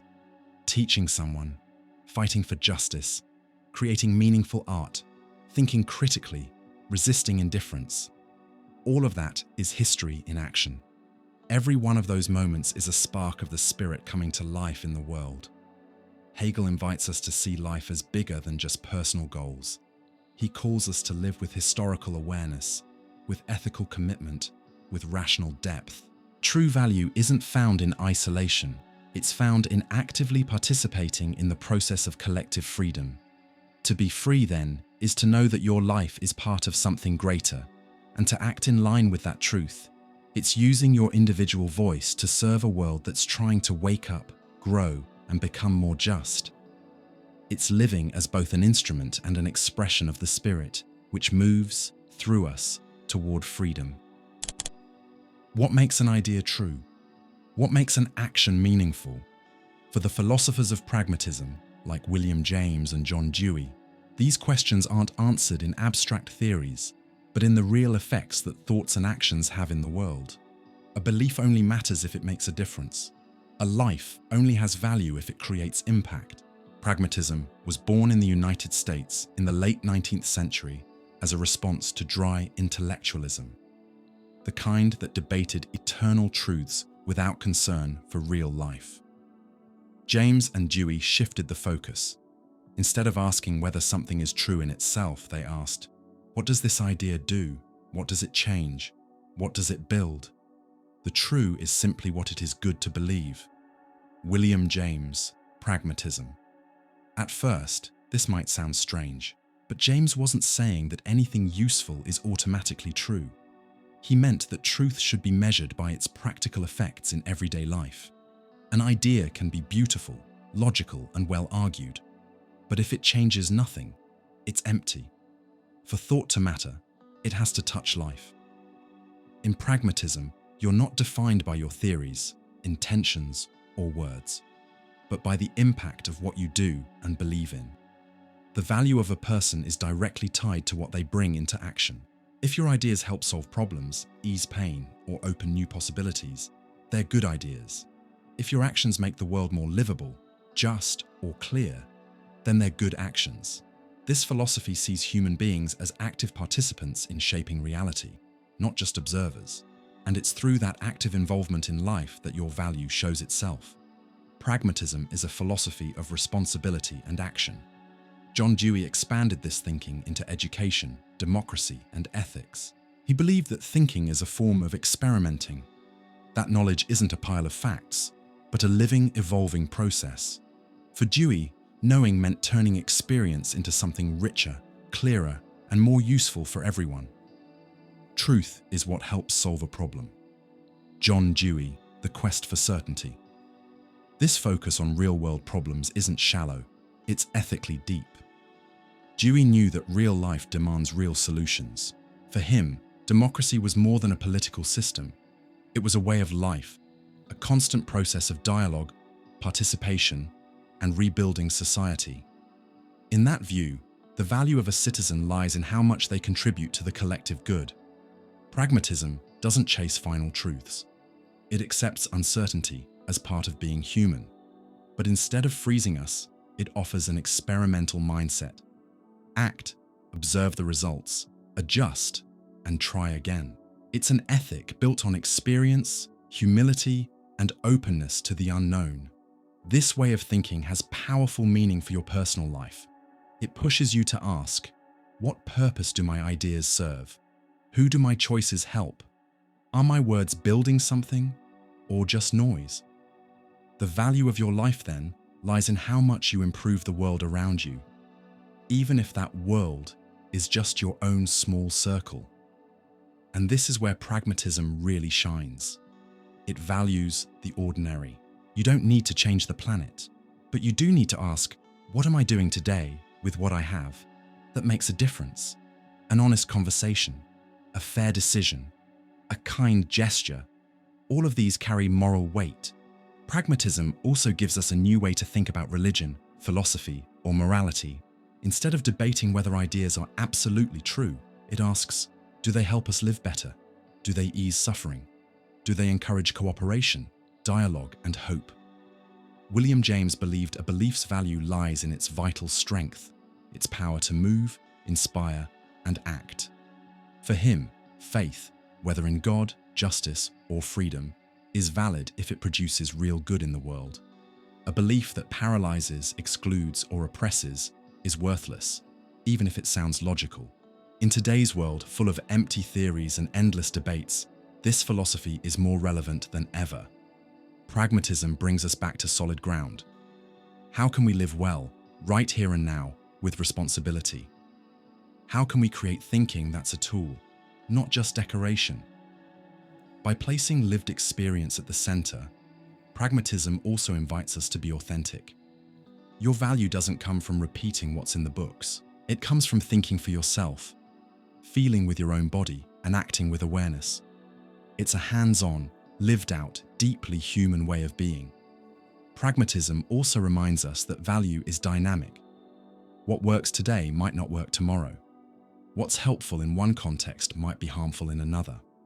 That's why it demands humility, the willingness to re-examine your ideas, adjust your actions, listen to others, and change direction. You have value when you turn experience into living wisdom, when you use your freedom to produce good outcomes, not just for yourself, but for those around you. When your ideas aren't just mental ornaments, but real tools for care, creation, and change. In the end, pragmatism teaches us that the value of existence isn't in how we think about ourselves, but in what our presence actually changes. The world is our laboratory, life is our field of action, and every choice, every word, every gesture is a test, with real consequences. You don't exist in isolation. Your identity, your words, the way you think, even your most personal gestures, all of it has been shaped from the beginning, through your relationship with others. According to Canadian philosopher Charles Taylor, your personal value doesn't come from you alone, but is formed and recognized within shared cultural and linguistic spaces. In many ways, you are what others allow you to be.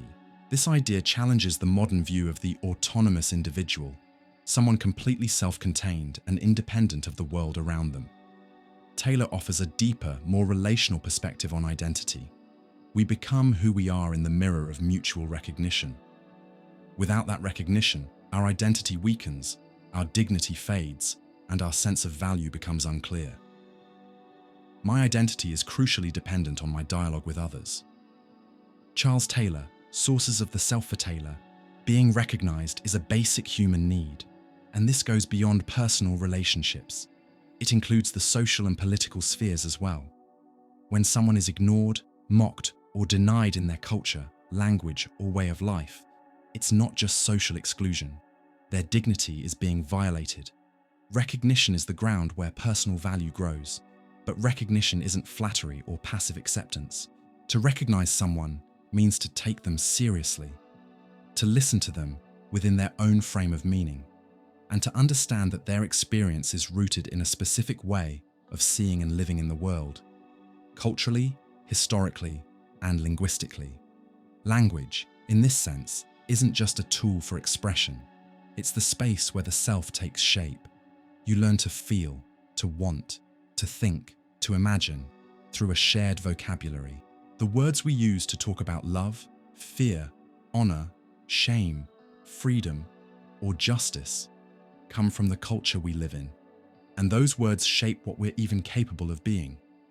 We are language beings, and it's within shared language that our identities take form and meaning. Charles Taylor.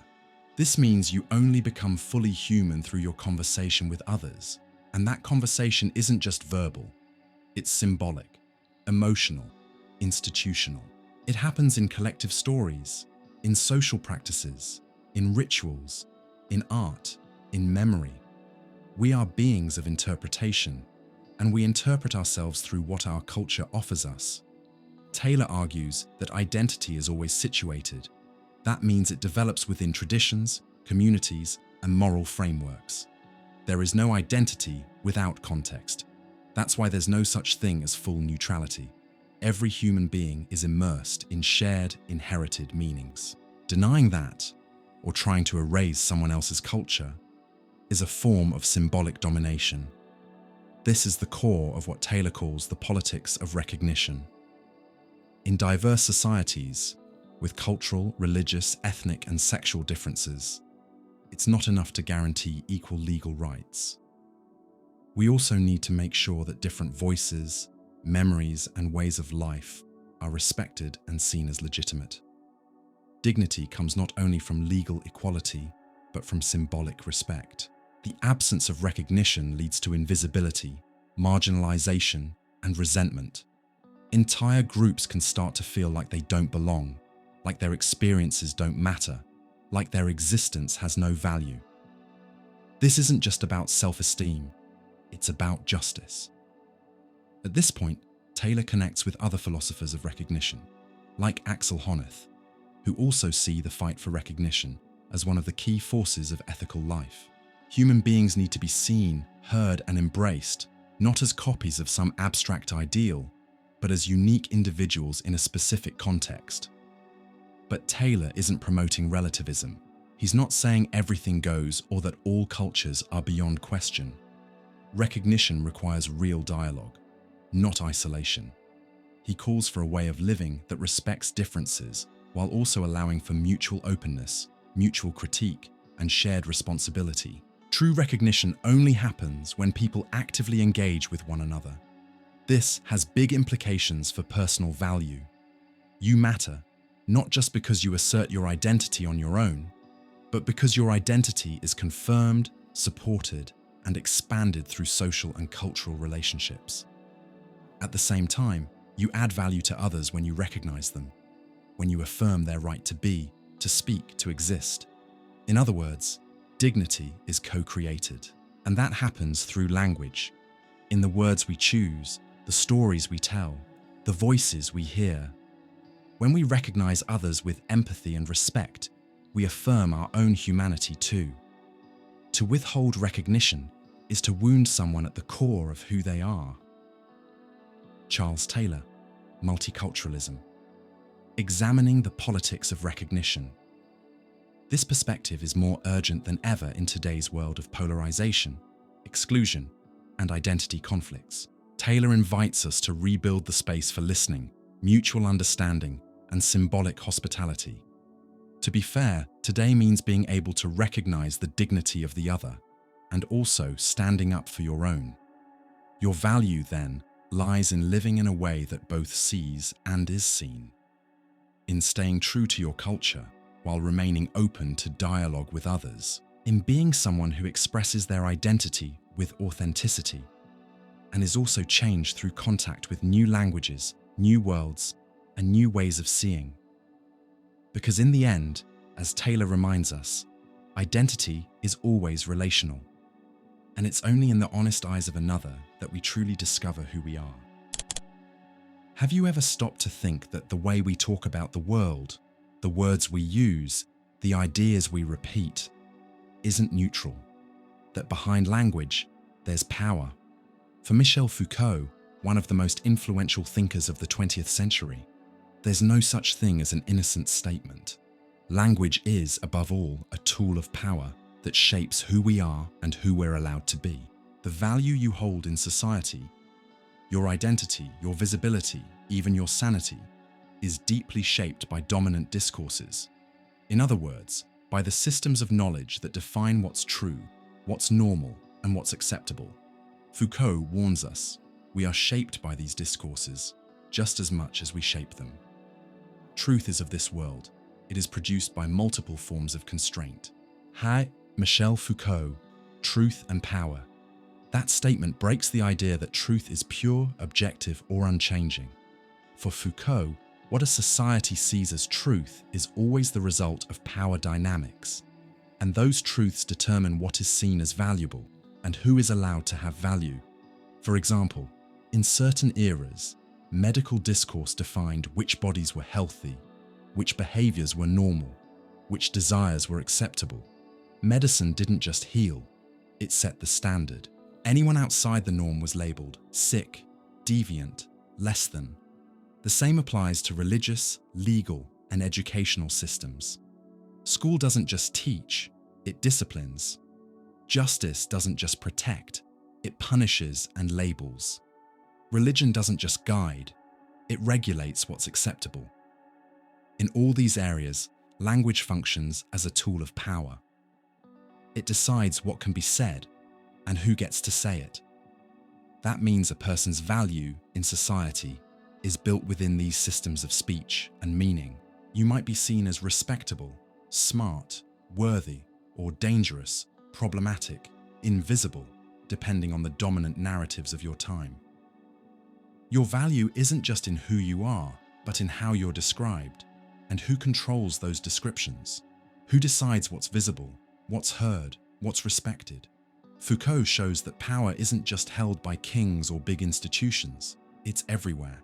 It shows up in everyday practices, in rules, in institutions, in systems of knowledge, and most of all, in language. Power is something that's exercised, not owned. Michel Foucault, discipline and punish. So language isn't just how we communicate. It's a battlefield.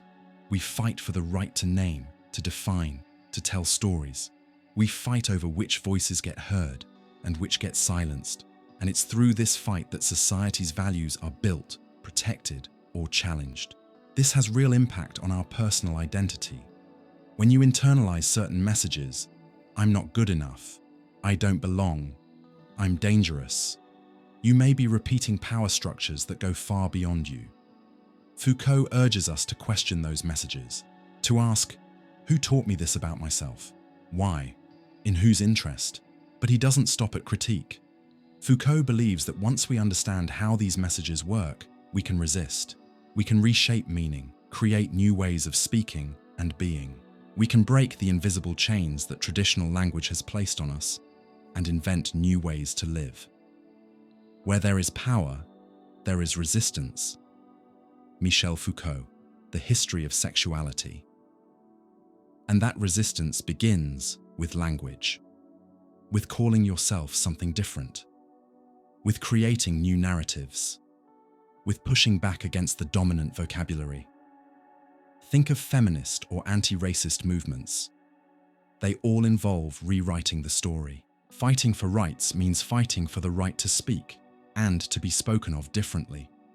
Personal value, then, isn't fixed or given. It's built socially through the words, images, and stories that surround us. Being seen as someone of worth often depends on fitting into dominant discourse, or daring to create a new one where none existed before. That's why freedom begins with language, with breaking labels, with unlearning the rules we've been told are normal. Foucault doesn't hand us moral answers, but he gives us a powerful tool, genealogy, the method of tracing the roots of ideas, understanding how they were built, and realizing they can be unbuilt. It's not about freeing truth from power, but freeing ourselves from the truth created by power. Michel Foucault. You have value when you take control of your language, when you reject the messages that shrink you, when you challenge the patterns that hold you back, when you create new ways to say who you are and what the world could be.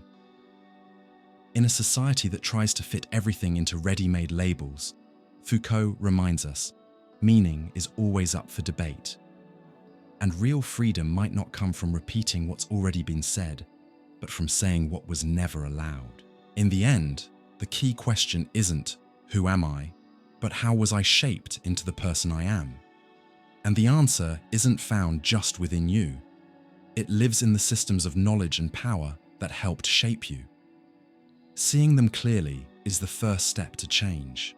Your value, then, isn't just what you feel, it's what you reframe, what you challenge, what you reinvent. Because every narrative holds power, and every power can be rewritten. Have you ever felt like your work doesn't really belong to you?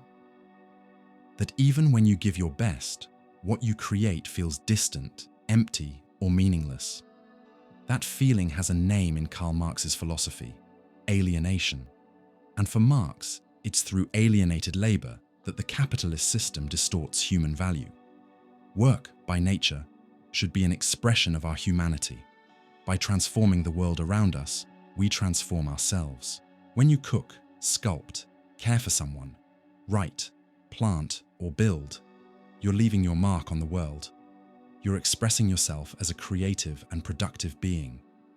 But in capitalism, according to Marx, that work stops being a source of fulfillment and becomes a means of survival, exploitation, and separation.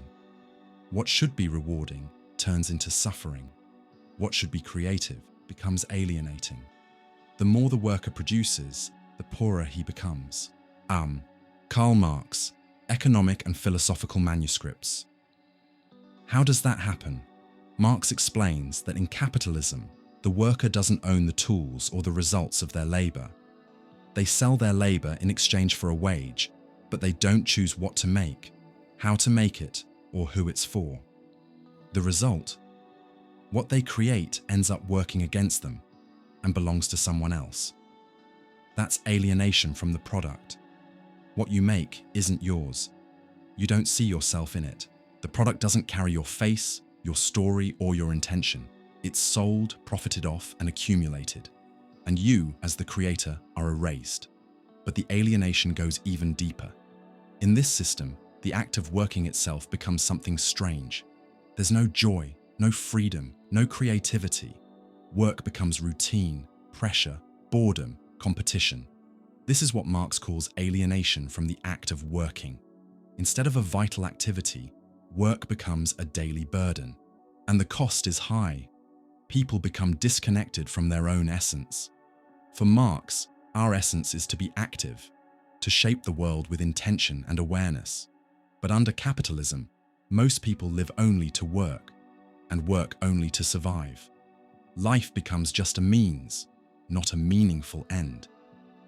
Alienated labor separates man from himself, from others, and from nature. Karl Marx. This process also creates other layers of alienation. One is alienation from others. In capitalism, people stop seeing each other as collaborators and start seeing each other as competitors. Everyone is defending their job, their productivity. Others become threats. solidarity disappears. And finally, there's alienation from our human nature. Marx saw humans as social and communal beings, naturally connected to each other and to nature. But under capitalism, this connection breaks. Work that once brought people together now pushes them apart. What once united now isolates. Marx doesn't just offer a moral critique. He offers a revolutionary idea that we can overcome alienation by reconnecting with our work. People thrive when they have ownership over their work, when they choose, contribute, collaborate, and see their freedom reflected in what they create. This doesn't just mean liking your job.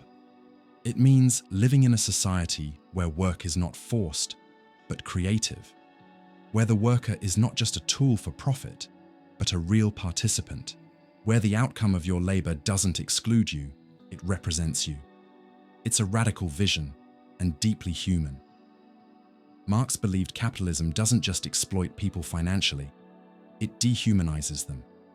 And breaking free from that system means transforming our economic, social, and political relationships. Freeing the worker is how we free humanity. But this isn't just a systemic issue, it's also personal. How do you relate to your work? Do you see yourself in what you do?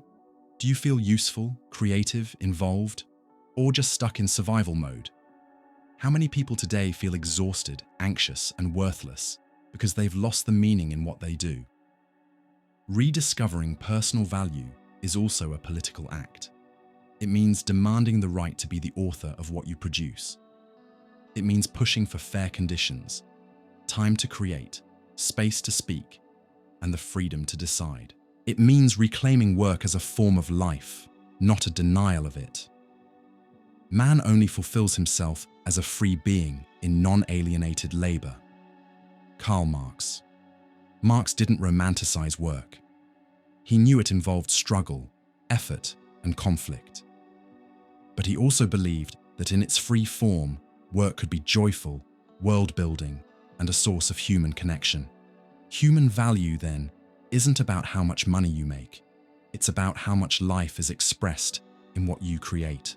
Today, in a time of automation, burnout, hyper-competition, and job insecurity, Marx's ideas on alienation feel more relevant than ever. Millions work without meaning, without connection, without time for themselves. Reconnecting with work is now a personal and collective task. You are not valuable because you produce for the system. You are valuable when what you produce reflects who you are. Your value lies in creating with purpose, acting with freedom, and collaborating with fairness. In reclaiming work as a space of humanity, not servitude, because in the end, as Marx teaches us, work should liberate, not imprison. And you, as a creative being, are worth far more than anything you can produce. Imagine waking up every day knowing that the universe is indifferent to your existence. There's no higher purpose waiting for you, no cosmic promise of justice, no divine script to follow. And yet, or maybe because of that, you still choose to live with beauty, courage, and dignity. That's the heart of Albert Camus' philosophy, one of the most powerful voices of existentialism and the absurd in the 20th century. For Camus, the world has no built-in meaning. But it's exactly in that absence of meaning that we find the radical freedom to create an authentic life. Our value doesn't come from what the world gives us. It comes from how we face the absurd. The absurd is born from the confrontation between the human need and the unreasonable silence of the world. Albert Camus, The Myth of Sisyphus. Camus begins with a tragic truth. Humans crave meaning, but the universe stays silent. Life doesn't come with an instruction manual. There are no eternal truths or guarantees. This is the experience of the absurd, a feeling that can't be solved, only faced. And this is where Camus stands apart from other existential thinkers like Sartre or Kierkegaard. He rejects the idea of inventing a new essence, like Sartre, or taking a leap of faith, like Kierkegaard. For Camus, the real challenge is to live with the absurd, without lies, without escapes. The first reaction to the absurd might be to ask, if life has no meaning, why keep living? Camus answers clearly, because to live at all is already an act of rebellion. Suicide, physical or philosophical, is surrender. The absurd hero, on the other hand, refuses to die and refuses to pretend. The only way to deal with an unfree world is to become so absolutely free that your very existence is an act of rebellion. Camus. This freedom in the face of emptiness isn't hopeless, it's aesthetic. Camus doesn't tell us to search for meaning where there is none. He invites us to create beauty in the chaos. His ethics is also a kind of existential art. In a world without meaning, we gain value by living with moral elegance, clarity, and intensity. That's where the role of the artist comes in. And more than that, the everyday person as the artist of their own life. For Camus, an artist is someone who doesn't fall silent in the face of the absurd. They paint, they write, they act, they live. They don't explain life, they express it. And that expression doesn't solve the mystery, but it honors the effort. But you don't have to be a professional artist to live this way. Any of us can be the artist of our own life. That means shaping our existence with responsibility, beauty, and courage, even when nothing seems to make sense. It's turning everyday life into a quiet act of resistance against despair and meaninglessness. Camus illustrates this brilliantly in the myth of Sisyphus. In the myth, Sisyphus is condemned by the gods to roll a boulder up a hill, only to watch it roll back down, forever. Camus says this is the perfect image of human life. Repetition, effort without reward, a world that doesn't answer. But Camus shifts the perspective. What if Sisyphus is free? What if by accepting the absurd nature of his task, he finds greatness in his attitude? The result is unexpected and deeply liberating. One must imagine Sisyphus happy. The myth of Sisyphus. The value of life, then, doesn't lie in the end of the journey, but in how we walk it. Sisyphus is dignified because he doesn't give up, doesn't lie to himself, doesn't rage at what he can't change. He simply pushes the stone with awareness. That might sound dark, but it's actually empowering. It invites us to find beauty in the struggle itself, not in some promised reward. Dignity doesn't come from winning, it comes from persisting with integrity. In a world without guarantees, living with courage becomes its own kind of meaning. This kind of existential aesthetic also includes compassion and solidarity. Camus wasn't a cold nihilist, far from it. He was deeply committed to justice, freedom, and human dignity. In The Plague, he shows ordinary people facing the absurdity of death and disaster with small but heroic acts, caring, resisting, healing, comforting.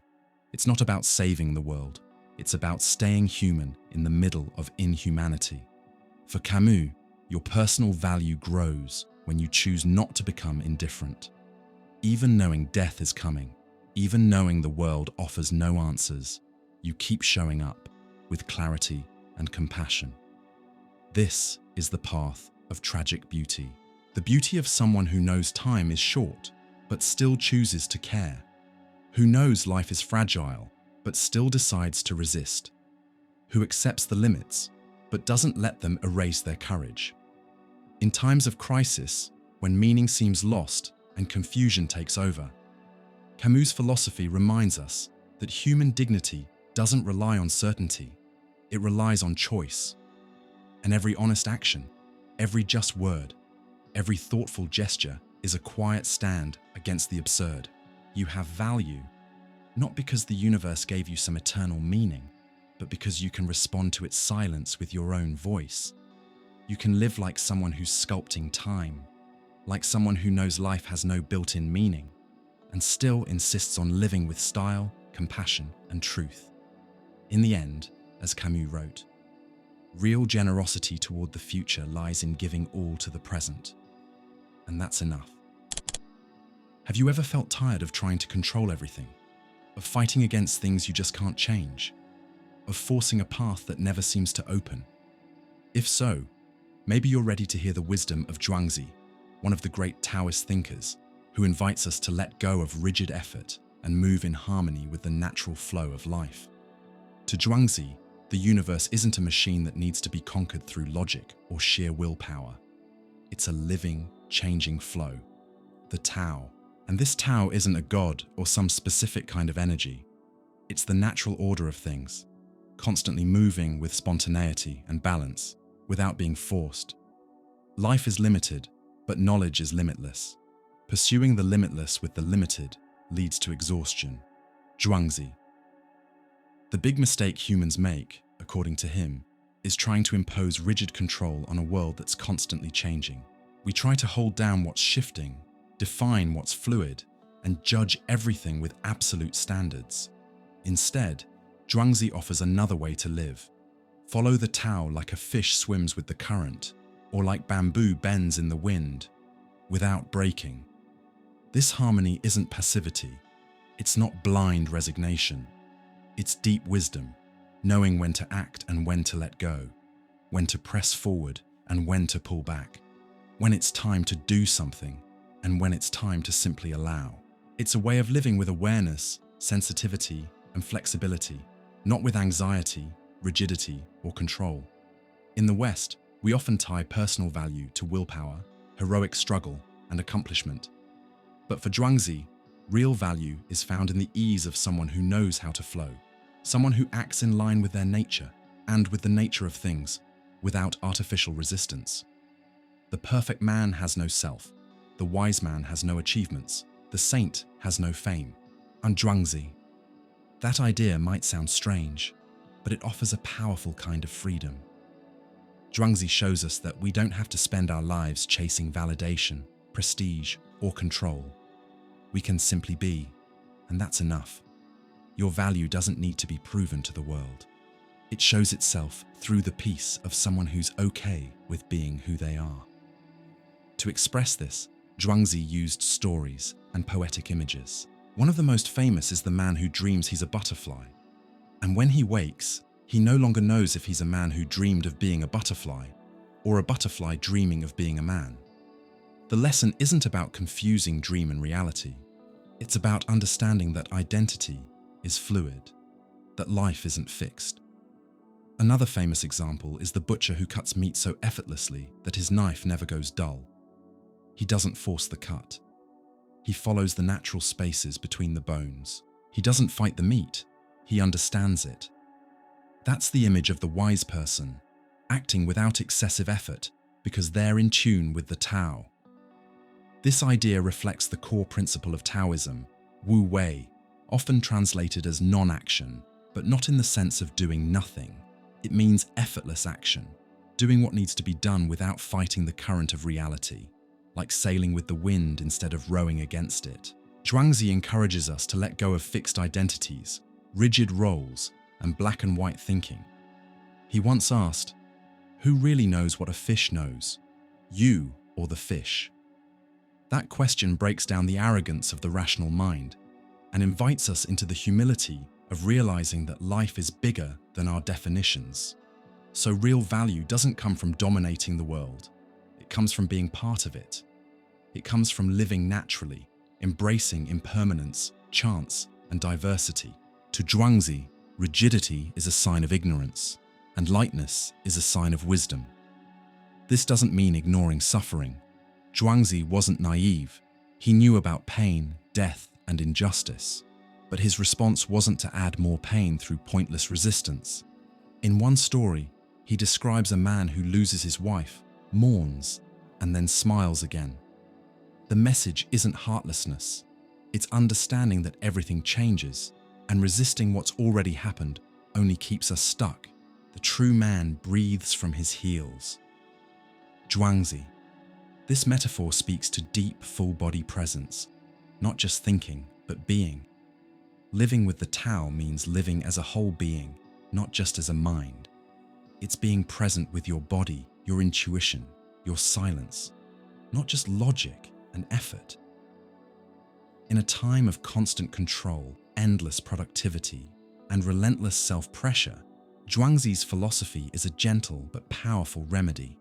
He teaches us that there's wisdom in not forcing, that there's value in simply being, that there's strength in lightness. You're not valuable because of how much you accomplish. You're valuable when you align with your true nature. You're valuable when you act with kindness, when you honor life's rhythms, and when you accept that not everything can or should be controlled. You're valuable when you live with harmony, not with pressure. In the end, following the Tao doesn't mean withdrawing from life. It means entering it fully, with open eyes, a light body, and a free heart. Because when you stop fighting life's current, you might find it carries you farther than you ever imagined. In a world shaped by advanced medical technologies, delicate moral decisions, and life or death dilemmas, there's one ethical principle that stands the test of time. Primum non nocere. First, do no harm. This ancient rule, rooted in the Hippocratic tradition of medicine, became the foundation of modern bioethics. It reminds us that beyond any technical skill, respecting life and the dignity of others is the bare minimum for truly ethical living. Bioethics emerged in the 20th century as a response to major changes in healthcare, science, and technology. Organ transplants, IVF, euthanasia, genetic engineering, AI in medicine, all of these challenge old moral codes. With so many possibilities, one question becomes crucial. How far should we go? The Hippocratic imperative offers a clear boundary. Medicine, and by extension, any human action that holds power over life, must be guided by responsibility. A person's worth can't be reduced to their usefulness, productivity, or cost. Preserving life, avoiding unnecessary suffering, and respecting human dignity are the basic lines of any truly human ethic. We must protect the vulnerable. That is the heart of bioethics. Van Rensselaer Potter, founder of modern bioethics. Bioethics isn't a rigid set of rules, but a space for critical reflection on decisions involving life, death, and human suffering. It asks us to approach each case with empathy, responsibility, and above all, humility. Humility to recognize that just because something can be done doesn't mean it should be. A person's value isn't measured only by their health, awareness, or full autonomy. Even in moments of extreme vulnerability, coma, old age, terminal illness, life carries a value that should never be casually dismissed. The principle of non-maleficence requires that every intervention be done with prudence, respect, and care. This ethical care goes beyond medicine. It extends to how we treat each other in everyday life. The Hippocratic imperative can be seen as a basic rule of civilization, that no human being should be harmed, physically, emotionally, or morally, out of neglect, arrogance, or indifference. This do no harm ethic also challenges the cold, utilitarian logic that dominates modern society. In a world where people are treated as numbers, statistics, or human resources, affirming the inherent value of life, all life, becomes a moral and political act. But we must be careful not to turn this principle into rigid dogma. Bioethics lives in a space of tension. Many situations don't have simple answers. Should we keep someone alive at any cost? Can we end a pregnancy in extreme cases? Should we prolong someone's suffering just because life is sacred? These aren't easy questions. But bioethics invites us to face them with thoughtful dialogue. That means listening to everyone involved, respecting patient autonomy, considering context, cultural values, and basic human rights, and above all, acting with clear-eyed compassion. Ethics begins when we put ourselves in the place of the other. Emmanuel Levinas. The Hippocratic imperative isn't just a negative rule, don't do harm. It's also a positive call, to preserve, to care, to protect. It ties directly to another key bioethical principle, beneficence. In other words, it's not enough to avoid harm. We must also act for the good of others. But that good can't be imposed from outside. It must be built together with the patient, the family, the community. Bioethics honors autonomy, meaning the right of every person to make decisions about their own life, as long as those choices don't violate the rights of others. Within this web of values, do no harm, do good, respect autonomy, and ensure justice, the value of life becomes the central anchor. And it's not some abstract idea. It shows up in real decisions, everyday actions, and small gestures of care. To preserve life also means knowing when to let it follow its natural course with dignity. It means respecting the time to die with the same reverence we give to the time to be born. It means using technology to serve life, not turning life into a tool for technology. This ethic of care and responsibility is the foundation of a just society. When each of us commits to not harming others, to protecting the vulnerable, to being aware of the impact of our actions, we create the bare minimum needed for ethical coexistence. Your value, then, isn't just in who you are, but in how you treat the life of others. The way you care, respect, and take responsibility, that reveals the depth of your moral character. In a time marked by hurry, dehumanization, and individualism, the Hippocratic imperative is a powerful reminder. Ethics begins when we recognize that the other is sacred, that life, all life, deserves to be treated with reverence. You show your worth above all when you choose not to cause unnecessary pain, when you act to preserve, to ease, to protect, when you choose gentleness over cruelty, listening over indifference, care over neglect. Because in the end, ethics doesn't begin with big theories, but with the minimum and at the same time immense commitment: do no harm.